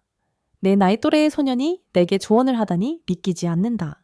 하지만 내 말이 맞다. 나는 실수를 했고 새 장을 시작하겠다. 그리고 그 시작은 내 검이 될 것이다. 내가 처음으로 만들어줄 검. 레이는 말한다. 좋아. 나한테 단검과 장갑도 만들어 줘야 해. 한편 우리는 그의 그룹에서 누군가를 선택하는 앨리스에게 돌아간다. 그는 역할 지원자 중 한 명을 거절한다. 지원자가 묻는다. 왜 나를 거절했나요? 앨리스가 대답한다. 전에 네가 야수조련사라고 말하지 않았니? 어떻게 한 마리 동물만 길들일 수 있죠? 혼자서는 아무것도 할 수 없을 거예요. 남자가 대답합니다. 아니요. 저는 곰이나 새 같은 더 큰 동물도 길들일 수 있어요. 앨리스가 말합니다. 봐요. 그 이상은 길들일 수 없잖아요. 지원자가 묻습니다. 그 이상 할 수 있는 사람이 있나요? 남자가 대답합니다. 아니요. 그건 불가능해요. 아무도 못해요. 앨리스가 말합니다. 그럼 당신은 그 사람보다 훨씬 못하네요. 당신도 못하니까요. 이봐요. 우리는 혼자 싸울 수 있는 사람이 필요해요. 유감이지만 당신은 우리에게 전혀 맞지 않고 모든 시험에 실패했어요. 그런 다음 그는 옆에 있는 여자에게 말합니다. 다음 사람을 데려와요. 그녀가 대답한다. 미안해요. 그게 마지막 지원자였어요. 그는 충격을 받고 말한다. 그럼 모든 지원자가 다 실패자였다는 거군요. 그들 중 아무도 충분히 좋지 않았어요. 그녀는 속으로 생각한다. 마지막 남자는 적합하지 않았지만 그 전에 많은 사람들은 그랬어. 그래도 그들 중 누구도 레인 같지 않았어. 전혀 가까이조차. 그녀가 리더에게 묻는다. 당신 기준이 너무 높다고 생각하지 않나요? 그가 대답한다. 내 선발 기준이 잘못됐다는 말인가? 그녀가 말한다. 아니요. 그런 뜻이 아니에요. 내 말은 그가 떠난 후로 당신이 달라지고 더 예민해졌다는 거예요. 그가 그녀에게 말한다. 좋아, 좀 쉬어. 오늘 피곤해 보여. 그때 그는 고급 보석을 꺼내며 말합니다. 무언가 하기 전에 이걸 사용해서 레인을 처리해야 해. 그 다음 우리는 접수처에 있는 레인을 보고 그녀가 사원 도둑들은 어떻게 됐냐고 묻습니다. 도둑들. 그녀는 대답합니다.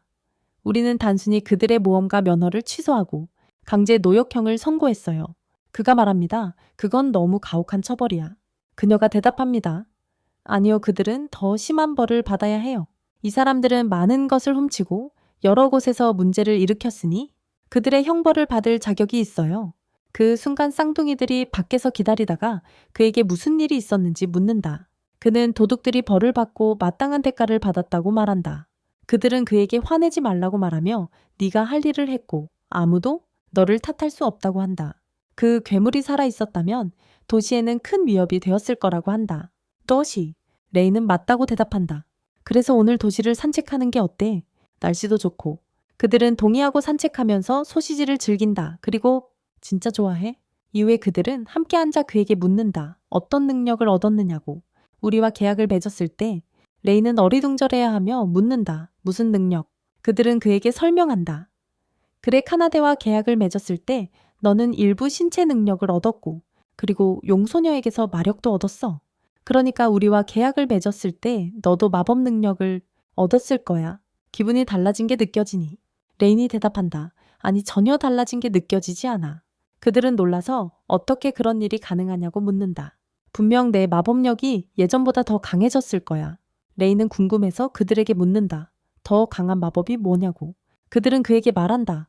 이 더 강한 마법은 고급 마법보다 훨씬 강력하다고. 이건 우리만 쓸 수 있는 기술인데 지금은 더 이상 쓸 수 없어서 네가 쓸 수 있어야 해. 레이는 대답한다. 솔직히 나는 아무 느낌도 없어. 여자아이들은 그가 아무것도 얻지 못하자 실망하며 말한다. 우린 너무 쓸모없고 가치 없나 봐. 그는 그들을 안심시키며 말한다. 걱정 마. 나는 내 파트너를 그걸로 판단하지 않아. 내가 너희에게서 아무것도 얻지 못해도 나에게 중요한 것은 네가 내 곁에 남아 내 친구로 있어 주는 거야. 그게 나에게는 매우 중요해. 그들이 그에게 묻는다. 왜 우리를 그렇게 신경 쓰는 거냐고. 우리 마을 사람들조차 우리를 버렸고 우리가 많은 실수를 했으니 그들이 옳았어. 많은 실수를 했으니까. 우리는 네가 왜 우리 곁을 지키고 떠나지 않는지 알고 싶어. 레이는 말한다. 들어봐. 내가 말해줄게. 내가 영웅팀에서 쫓겨난 거 알지? 나는 아무런 경고도 없이 쫓겨났다. 왜 우리가 함께 성공하지 못했는지 항상 궁금했다. 그 이유가 내가 그들을 믿지 않았기 때문이라는 걸 깨달았고 불행히도 나 자신도 믿지 않았다. 나 자신도 말이다. 나는 항상 그들이 두려웠지만 그래도 최선을 다했다. 이제는 상황이 다르다. 나는 영원히 함께 있고 싶은 친구들이 있다. 너희는 나의 가장 소중한 친구들이다. 그들은 시장을 걸으며 배가 고파서 먹고 싶어 한다. 그때 한 남자가 다가와 묻는다. 너희는 누구고 여기서 뭐 하는 거냐? 그들은 대답한다. 무슨 멍청한 질문이냐고. 너 누구야? 그리고 왜 우리에 대해 묻는 거야? 내 일이나 신경 써. 다음 날은 그들이 그 남자 앞에 서서 말하는 것으로 시작한다. 이 사람이 누구냐고. 낯선 사람. 그 남자는 갑자기 말한다. 나는 이 아이들을 데리고 가야 한다고. 레이는 화가 나서 그에게 묻는다. 무슨 소리야? 이 사람아? 그리고 넌 도대체 누구야? 우리한테 뭘 원해? 남자가 대답합니다. 들어봐. 내 이름은 아제이고 나는 이 지역 주지사의 아들이야. 이 지역이야. 내 말만 들어주면 넌 엄청 부자가 되고 많은 호화로움을 누릴 수 있어. 간단히 말해서 내가 너희 인생을 180도 바꿔줄 거야. 하지만 쌍둥이는 말합니다. 우리는 당신을 따라가지 않을 거예요. 아제이가 대답합니다. 좋아, 그건 너희 선택이야. 나는 조언을 했고 결정은 너희 몫이야. 갑자기 그가 신호를 보내자 경호원들이 그들 주위로 모입니다. 하지만 레이는 단 1초 만에 손쉽게 모든 경호원들을 쓰러뜨립니다. 그들은 일어날 수가 없어요. 그때 그가 아제이에게 말하죠. 우리는 항복하지 않을 거고 네 자신을 위해 지금 떠나는 게 좋다고. 좋으니까? 아제이 씨가 말하길 아니요 지금 떠나지 않겠어요. 그리고 그의 부하들에게 검을 들어 올리라고 명령합니다. 모든 마을 사람들에 맞서서 레이는 아제이에게 말한다. 너와 함께 있는 그 여자애들을 내게 줘. 그렇지 않으면 이 사람들 모두를 죽일 거야. 순진한 마을 사람들. 레이는 속으로 생각해요. 어떻게 해야 하지? 경비병들이 마을 곳곳에 퍼져 있어요. 누군가를 구하려다 하면 나머지를 구할 수 없을 거야. 쌍둥이들은 그에게 말한다. 우리는 마법의 힘이 있다는 걸 아무도 모르기 때문에 도와줄 수 있다고. 레이는 대답한다. 좋아. 하지만 그렇게 하면 네가 요정이라는 것이 드러날 거야. 그러면 우리는 이 마을에 단 한순간도 더 머물 수 없게 될 거야. 네가 이곳과 사람들을 사랑하게 된 후에 이렇게 쉽게 떠나야만 할 거야. 정말 쉽게. 그는 혼자 생각하며 문제없이 한꺼번에 파이어볼을 사용할 수 있다는 것을 깨닫는다. 문제없이. 실제로 그는 이 능력을 사용해 모든 경비병들을 한 번에 마치는 데 성공한다. 그런 다음 그는 아제이에게 말한다. 여기서 떠나고 다시 돌아오려 하지 마라. 아제이는 대답한다. 너희는 이 모든 것을 후회하게 될 것이다. 하지만 그는 떠난다. 마을 사람들은 레인이 한 일에 감사하지만 지금 당장 도망가라고 말한다. 아제이가 돌아오기 전에. 레인과 소녀들은 급히 호텔로 돌아간다. 그때 로나는 레인이 한 일을 이야기한다. 소라는 말한다. 이 힘은 아마도 우리가 너와 계약을 맺었기 때문인 것 같아. 레인은 대답한다. 정말 이 힘은 대단해. 그리고 지난번 훈련 이후로 제어할 수 있었어. 그때부터 말이지. 소라는 말한다. 좋아. 우리와 계약한 보람이 드디어 있었네. 카나데가 말한다. 이제 우리 문제에 집중하자. 우리는 이 이씨를 쉽게 넘길 수 없고 이 사람의 가치를 알아야 다시는 다른 사람을 괴롭히지 못하게 할 수 있어. 레이는 알겠다고 답하지만 마을 사람들에게서 이 사람이 악하고 권력이 많다는 걸 들었어. 그는 마음에 드는 여자를 납치해 폭행해. 타냐가 묻는다. 설령 그가 도지사의 아들이라도 어떻게 체포되지 않고 그대로 있었지? 그들은 도지사에게 다른 자식이 없어서 그를 버릇없이 키우고 원하는 걸 다 준다는 걸 깨닫는다. 말하자면 금수저를 물고 태어난 거지. 소라는 묻는다. 왜 기사들이 그를 체포하지 않는 거지? 레이는 대답한다. 그에 대한 증거를 찾지 못해서 그냥 내버려 두는 거라고. 타냐는 말한다. 이제 그들의 성을 불태우고 사람들이 언제 건드려야 하는지 알려줄 때야. 사람들을 나는 절대 이 일에 대해 침묵하지 않을 거야. 레이는 속으로 생각한다. 그들을 없애고 싶지만 소녀들과 마을 사람들이 걱정돼. 소녀들과 마을 사람들 모두가. 솔직히 나는 어떻게든 여기서 떠나고 싶어. 카나데가 말한다. 인정해. 네가 무슨 생각하는지 내가 다 알아. 당신은 마을을 떠나고 싶어 하네요. 레이는 매우 놀라서 그녀에게 묻습니다. 어떻게 그걸 알았죠? 그녀는 대답합니다. 우리는 당신을 꽤 오래 알았어요. 정확히 9화 동안요. 당신은 마을 사람들을 구하고 싶지만 이 남자는 많은 권력을 가지고 있고 우리가 다칠까봐 두려워하네요. 하지만 걱정 마세요. 우리는 당신과 함께 있고 마을 전체를 구할 방법을 알 거예요. 레이는 말합니다. 좋아요. 이 문제를 해결하고 마을 사람들을 구할 계획을 세워봅시다. 밤이 찾아오고 우리는 아제이가 아버지와 함께 앉아있는 모습을 봅니다. 그의 아버지는 그에게 말한다. 나한테 원하는 게 있으면 그냥 직접 말해라. 아제이는 말한다. 걱정 마세요, 아버지. 제가 알아서 할게요. 그때 그의 경호원이 들어와 말한다. 사장님, 누군가 저에 대해 고소를 하면 어떤 수를 써서라도 그들을 입 막아야 합니다. 돈을 주든 뇌물을 주든 뭐든지요. 말하지 못하게만 하세요. 필요하면 제거해도 좋고요. 경호원은 대답한다. 알겠습니다, 사장님. 걱정 마세요. 제가 처리하겠습니다. 아제이는 그에게 말한다. 좋아.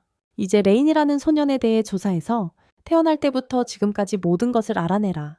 그는 계속 말한다. 내가 한 가지 말해줄게. 만약 네가 그 소년을 여기 데려올 수 있다면 나는 네가 평생 왕처럼 살 수 있을 만큼 돈을 줄 거야. 그때 레인과 카나데는 아제이에 대해 고소하기 위해 경찰서에 간다. 카나데는 경찰서에 들어가는 것이 매우 무섭다. 레인이 그녀에게 묻는다. 무슨 일이야? 들어가기 싫어. 무서워 보이네. 왜? 그녀가 대답한다. 내가 너무 이상하게 보여서 의심할까 봐. 그들이 들어와서 그 소녀에게 대신 고소해달라고 부탁한다. 하지만 여러 경비원이 들어오자 소녀는 긴장하며 말한다. 우리가 이걸 꼭 해야 하는 건 아니라고. 그럴 필요 없어. 우리는 어제부터 여기 있었고 간단한 일이 해결된 거니까. 과장하지 말라고? 카나데가 대답한다. 간단한 일이라고? 그가 내 친구를 폭행하려 했어. 어떻게 가볍게 여길 수 있지? 그는 폭행하려 했을 뿐만 아니라 친구들을 데려가려 했어. 레인이 그녀에게 말한다. 그만해. 한 기사 중 한 명이 말하길 이것은 아제이에 대한 중상모략이며 당신은 반역죄 혐의를 받을 위험에 처해 있다고 합니다. 우리는 누군가가 서서 그들의 말을 듣고 있는 것을 보지만 그가 누구인지 알 수 없습니다. 레인과 카나데는 떠나면서 그들이 주지사와 공모하는 것 같아 그가 원하는 대로 쉽게 할 수 있게 만든다고 말합니다. 증거가 없기 때문에 아무도 그를 잡지 못할 것입니다. 그때 카나데는 누군가가 자신들을 따라오는 것을 느끼고 한 소녀가 나타납니다. 카나데가 그녀에게 묻습니다. 왜 우리를 따라왔나요? 소녀가 대답합니다. 걱정 마세요. 그냥 당신들과 이야기하려고 따라왔어요. 기사로서 솔직히 말해야 하니까요. 죄송합니다. 용서해 주세요. 우리 행동 때문에 기사들을 믿지 못하게 된 거랍니다. 레인과 카나데는 기사가 자신들에게 절하는 것에 매우 놀랐습니다. 레인이 그녀에게 걱정 말라며 우리는 용서한다고 말합니다. 그녀는 대답한다. 제 이름은 스텔라이고 호라이즌 지점의 선장입니다. 그들은 매우 놀라며 자신을 소개합니다. 제 이름은 레인이고 이쪽은 카나데입니다. 그녀가 말합니다. 좋아요. 무언가를 말하기 전에 진심으로 감사드리고 싶어요. 당신의 목소리가 어디서나 들렸기 때문이에요. 다이아몬드 팽이라 불리는 산적들이 고양이 정령소녀와 모험객에 패했다는 이야기를 들었어요. 그 고양이 정령소녀와 모험객이에요. 그때 저는 제 임무를 수행할 자격이 없다고 느꼈고 마을을 보호하고 싶지 않았어요. 전혀요? 저는 지사의 실수를 벌주고 싶었고 지금 정말 당신의 도움이 필요해요. 그리고 여기 기사들 대부분이 부패해서 지사와 결탁해. 기사로서의 모든 의무를 저버리고 보호해야 할 마을 주민들을 통제하고 있다는 걸 아시나요? 그들을요? 솔직히 저는 기사를 예전 모습으로 되돌리고 싶어요. 그리고 계속 어떻게 해야 할지 생각하고 있었는데 다행히 여러분을 찾았고 심지어 주지사 아들을 상대로 고소까지 했어요. 정말 대단하시네요. 레이는 혼잣말로 생각한다. 그녀를 믿어야 할까? 아니면 정확히 어떻게 해야 할까? 케네디가 그에게 말한다. 나는 그녀를 믿어야 한다고 느끼고 그녀가 착하고 우리를 해치지 않을 거라고 생각해. 레인이 말한다. 좋아, 우리가 도와줄게. 그리고 널 떠나지 않을 거야. 그녀는 매우 기뻐하며 동의해줘서 고맙다고 한다.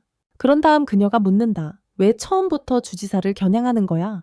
그가 말한다. 솔직히 말하면 그에 대해 정말 나쁜 사실들을 알게 됐거든. 그리고 나는 그를 목표로 삼아야 해.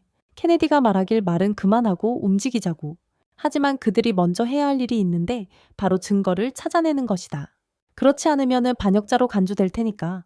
레인이 말하길 걱정 마. 좋은 생각이 있어. 우리가 한꺼번에 모두 처리하고 함정을 놓을 수 있어. 그때 모두가 어떻게 할지 동의하는 모습을 본다. 레인과 스텔라가 그 장소에 서 있는 모습을 본다. 스텔라가 레인에게 말하길 딱 예상한 대로야. 그리고 레인이 말하길 좋아. 이제 계획을 실행하자. 그때 야간 리더가 기사들에게 말합니다. 주지사의 음모 증거가 창고에 있다고. 만약 이 증거가 백성들 사이에 퍼지면 주지사는 끝장날 것이고 아무도 눈치채기 전에 우리가 직접 이 문제를 처리해야 한다고 그는 말합니다. 그 창고 안에 무엇이 있든 즉시 목표를 찾아내요. 그들이 아무것도 하기 전에 파괴하라고. 그들은 실제로 창고에 들어가지만 갑자기 무언가가 던져지는 것을 발견합니다. 그것이요? 그들은 함정이라며 재빨리 도망치려 합니다. 하지만 그들은 성공하지 못하고 레이는 문을 잠가 그들을 나오지 못하게 한다. 그 순간 레이는 갑옷 장갑을 끼고 야간 리더에게 공격을 가한다. 야간 리더는 공격을 눈치채고 피하며 말한다. 아니야, 내 사랑. 나는 그런 애들이 아니야. 하지만 스텔라는 그의 옆에 서서 말한다. 이거 네가 한 거야? 아니야. 그녀는 대답한다. 네, 내가 한 거야. 지금 항복해. 그런데 말하는 동안 내 친구들이 기사단 사무실을 장악했어. 그리고 이 모든 게 네 부패의 증거야. 그때 그녀는 레인에게 말한다. 내가 처리할게. 그리고 내가 시작한 대로 모든 걸 끝낼 거야. 실제로 그들은 서로 공격하기 시작하고 밤의 리더가 처음에는 우위를 점하지만 결국 스텔라가 결정적인 일격을 가해 그가 땅에 쓰러진다. 그 순간 우리는 다시 아제이에게 돌아가는데 그는 이 어린 소녀를 때리며 어떻게 그들이 밤의 리더를 그렇게 쉽게 체포할 수 있었냐고 말한다. 하지만 솔직히 그들은 쓸모없고 나를 방해하기만 한다. 그래도 괜찮다. 이 궁전 주변에 100명의 개인 경호원이 있고 아무도 내게 가까이 오거나 해를 끼칠 수 없다. 그 순간 영웅 그룹의 리더가 아제에게 나타나 말한다. 아니, 내 사랑. 만약 레인이라면 그는 많은 일을 할 수 있다. 아제이는 놀라서 말한다. 너 누구야? 그리고 여기 온 이유가 뭐야? 그가 대답한다. 나는 너에게 동정심을 느낄 뿐이야. 그 이상은 아니고 그리고 나도 너처럼 레인을 싫어해. 어쩌면 너보다 더. 그는 그에게 간단한 방법을 제시하며 말한다. 이 도구로 목표를 쉽게 제거할 수 있다고 원하는 거. 내가 말했잖아. 나는 너에게 동정심을 느낀다고 그러니 이걸 써서 그를 쉽게 이겨. 그는 너를 이길 기회가 절대 없을 거야. 그 후 우리는 궁전에서 아제이와 함께 있던 소녀가 행복한 삶을 사는 모습을 봅니다. 그녀의 옛집, 모두가 그녀를 사랑했고 이 모든 일이 일어나기 전까지 그녀는 매우 행복한 삶을 살고 있었다. 그녀에게 그런 다음 스텔라와 그녀의 몇몇 친구들이 총독의 궁전으로 간다. 그들은 경비병들에게 매우 긴급한 임무로 총독 구역을 수색하러 왔다고 말한다. 이 임무는 지체할 수 없다고 한다. 하지만 기사들은 전혀 믿지 않고 우리에게 아무 말도 하지 않았다고 말한다. 그때 캔디와 타냐가 나타나서 만약 계속 이러면 너희도 그렇게 될 거라고 말해준다. 주지사와 함께 배신자로 간주될 것입니다. 그 순간 그들은 궁전 경비병 몇 명을 불러 이리 와서 이것 좀 보라고 말한다. 라고. 지사는 이 모든 것을 위해서 지켜보며 웃고 자신만만해야 한다. 그는 그들이 온 곳을 폭파하는 것을 보며 그들이 가장 강한 유형이라고 말한다. 그는 자신의 주문에 집중하며 이 주문을 쓰면 레인이 완전히 끝나고 그와의 계약도 끝날 것이라고 말한다. 그때 레인이 소녀들과 함께 그곳에 들어온다. 로나가 그에게 말하길. 그런데 너 정말 똑똑하구나. 이 주의 분산. 기술이 그들에게 통할지도 몰라? 로나가 말하길 이제 나는 강력한 주문을 써서 우리가 찾는 모든 사람들의 위치를 찾을 수 있어. 실제로 그녀는 납치된 사람들의 마법 신호를 찾아내는 능력을 사용한다. 그녀가 이 능력을 사용할 때 매우 강력한 비인간 존재가 포로들과 함께 있다는 것을 감지합니다. 그 존재는 매우 높은 마력을 가지고 있습니다. 그는 이 강한 신호가 어디서 오는지 알아내기 위해 가기로 결심합니다. 그리고 신호가 나는 방으로 가서 여우처럼 생긴 소녀가 땅에 지쳐 누워 있는 것을 발견합니다. 레이는 그녀에게 해를 끼치지 않을 것이며 구해줄 것이라고 다짐합니다. 그녀의 이름이 니나임을 알게 됩니다. 우리는 주지사가 그녀를 어렸을 때 납치해 복종시키고 자신의 통제해 두었다는 사실을 알게 됩니다. 레이는 그녀를 안심시키며 그녀를 자유롭게 하고 목에 있는 목걸이를 부수겠다고 말합니다. 실제로 그는 그녀와의 큰 싸움 끝에 그것을 해내고 만다. 우리가 소녀들에게 돌아가 보니 그녀들은 모든 기사들을 물리쳤고 그리 오래 걸리지 않았다. 그 순간 아제이는 매우 걱정하고 있었고 그의 아버지가 들어와서 무슨 일이 있었냐고 묻는다 아들아. 아제이는 아버지에게 걱정하지 말라고 말하며 당신은 떠나고 내가 처리하겠다고 한다. 그때 레이는 친구들을 다시 만나 니나를 소개하며 그녀가 가장 강한 타입 중 하나라고 말한다. 그녀는 가장 강한 타입 중 하나다. 그 순간 그들은 주지사가 도망치려는 것을 보지만 쉽게 붙잡는다. 그를 쉽게 붙잡는다. 아제가 아버지가 땅에 쓰러지는 것을 보자 그는 라인의 힘을 사용해 레인을 공격하여 부상을 입힌다. 하지만 레이는 야수조련사이기 때문에 아무 일도 일어나지 않은 것을 보게 된다. 야수조련사는 그런 것에 영향을 받지 않는다. 아재는 아무 일도 일어나지 않은 것에 충격을 받는다. 그러나 갑자기 라인에서 이상한 것이 나와 그의 손을 먹어버리자 더욱 충격을 받는다. 그것이 그의 손을 먹는다. 아재는 레인과 다른 이들에게 도움을 청하려 하지만 매우 이상하고 강력한 괴물이 나타난다. 레인은 그것을 보고 놀라며 이것이 바로 그 괴물임을 깨닫는다. 그는 마을 전체를 죽였다. 괴물은 모두 죽이겠다고 말한 뒤 그곳을 떠난다. 괴물은 도시로 가서 레인과 그의 친구들을 찾아 파괴하려 한다. 괴물은 그들을 비웃으며 너희는 아무것도 못할 거라고 말하고 잠시 너희와 노는 걸 즐기겠다고 한다. 그들은 괴물을 막으려 함께 공격하지만 아무런 효과가 없다. 그러자 괴물은 지원군을 소환하지만 레인과 친구들을 이기지 못한다. 하지만 무한히 지원군을 모을 수 있다는 점에서 그들을 놀라게 한다. 그들과 노는데 지치자 분노를 도시로 돌려 불태우기로 결심한다. 그것의 대부분. 이로 인해 모두가 분노하며 온 힘을 다해 싸우기 시작합니다. 그 다음 우리는 영웅팀으로 가고 리더의 친구들이 그에게 말합니다. 이 악마의 공격이 있을 때 마을에 있어야 한다고. 하지만 그들은 말하죠. 저 아니야, 우리의 임무는 악마왕을 물리치는 것이지 이런 약한 악마 공격을 상대하는 게 아니라고. 하지만 그들이 모르는 것은 그가 사실 이 모든 일이 벌어지길 원한다는 것, 레인을 죽이기 위해서라는 점입니다. 라인. 그때 스텔라는 병사들에게 말을 걸어 전투에서 이기고 도시를 구하자고 격려합니다. 그녀는 쌍둥이들과 이야기를 나누고 그들이 능력으로 도시 주민들을 이동시킬 것이라는 사실을 알게 된다. 실제로 그들은 마을 사람들과 주민들에게 가서 이 쌍둥이들이 악마의 공격에서 벗어나 안전한 곳으로 데려다 줄 것이라고 말한다. 마을 사람들과 주민들은 그 말을 듣고 이동구역에 들어가 안전한 곳으로 간다. 전투 현장으로 돌아가면 마을 사람들도 싸움에 참여해 몇몇 괴물들을 공격하는 모습을 볼 수 있다. 대장장이 간티스도 주민들에게 무료로 검을 나눠주며 괴물들을 공격하도록 돕는다. 이때 레이는 악매에게 직접 타격을 가하기 위해 다가가고 싶어 한다. 니다가 나타나 자신이 도울 수 있다고 말하며 무력함을 느끼는 것에 지쳤다고 한다. 레이는 그녀의 말을 듣고 그녀를 등에 업고 악마 가까이까지 간다. 그런 다음 니나는 순간이동 마법을 사용해 레인을 악마에게 더 가까이 데려간다. 실제로 레인은 자신의 힘을 사용해 악마를 가두고 치명타를 가하는 데 성공한다. 악마를 죽인다. 이 시점에서 니나는 계속해서 레인을 더 돕고 그들과 함께 있고 싶다고 말한다. 레인은 동의하고 그들 사이에 계약을 맺으며 모두가 기뻐한다. 그때 레인과 다른 소녀들은 길드로 가서 거기서 스텔라를 만난다. 그녀는 그에게 말한다. 나는 도시를 보호할 시스템을 만들도록 요청하러 왔다고. 당신 덕분에 감사하다고 말하고 싶었어. 당신이 아니었다면 나는 일어난 일들을 할 수 없었을 거야. 이제 모든 게 잘 되었고 우리는 오래된 야간 시스템을 없애는 데 성공했어. 그들은 함께 앉아 있고 레인이 D랭크에 올랐다는 소식을 듣고 모두 기뻐한다. 그는 그걸 해냈다는 사실에 놀란다. 그녀는 그에게 말한다. 네가 할 수 있었던 건 주지사의 범죄를 쉽게 폭로하고 도시를 구했기 때문이라고. 레인도 기뻐하며 말한다. 좋아. 오늘 밤은 이 기념일을 축하하기 위해 내가 한턱 낼게. 이 특별한 날을 위해서 말이야. 그 다음 레인은 길드 부관에게 말한다. 나는 새로 살 곳을 찾으러 왔어. 우리 옛집에서는 공간이 전혀 없어서 바닥에서 자야 하거든. 정말 공간이 없었어. 부관은 동의하며 말한다. 네가 우리를 위해 해준 모든 걸 생각하면 그건 쉬운 일이야.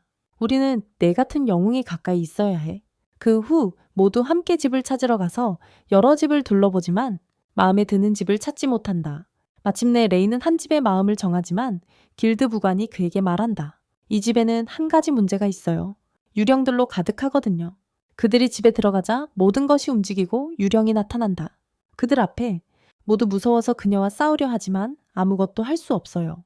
결국 레이는 그녀를 진정시키며 말한다. 너는 친절한 유령 같아 보이고 절대 그러지 않을 거야. 우리를 해칠 거야. 우리는 이 소녀가 오래전에 죽었다는 것을 알게 되었고 그래서 그녀가 유령이 되었다는 것을 알게 됩니다. 그리고 지금 이 집에 살고 있습니다. 그녀는 여러분이 여기 머무르니 나는 떠나겠다라고 말해요. 하지만 레이는 그녀에게 말합니다. 아니야, 우리와 함께 있어. 여기에 남아도 문제 없을 거야. 그 소녀는 레인의 결정에 매우 기뻐합니다. 이제 그녀에게는 새로운 친구들이 생겼기 때문입니다. 그 후 우리는 도시에서 영웅팀이 상인을 괴롭히려 하는 모습을 봅니다. 하지만 그 남자는 그들에게 말합니다. 너희는 전혀 영웅팀이 아니라고. 도시가 공격당했을 때 어디에 있었냐고. 리더는 화가 나서 그를 때리려 합니다. 반면 레이는 아무것도 없었던 마을이 파괴된 후에도 자신이 이룬 것에 만족하며 행복하게 살아갑니다.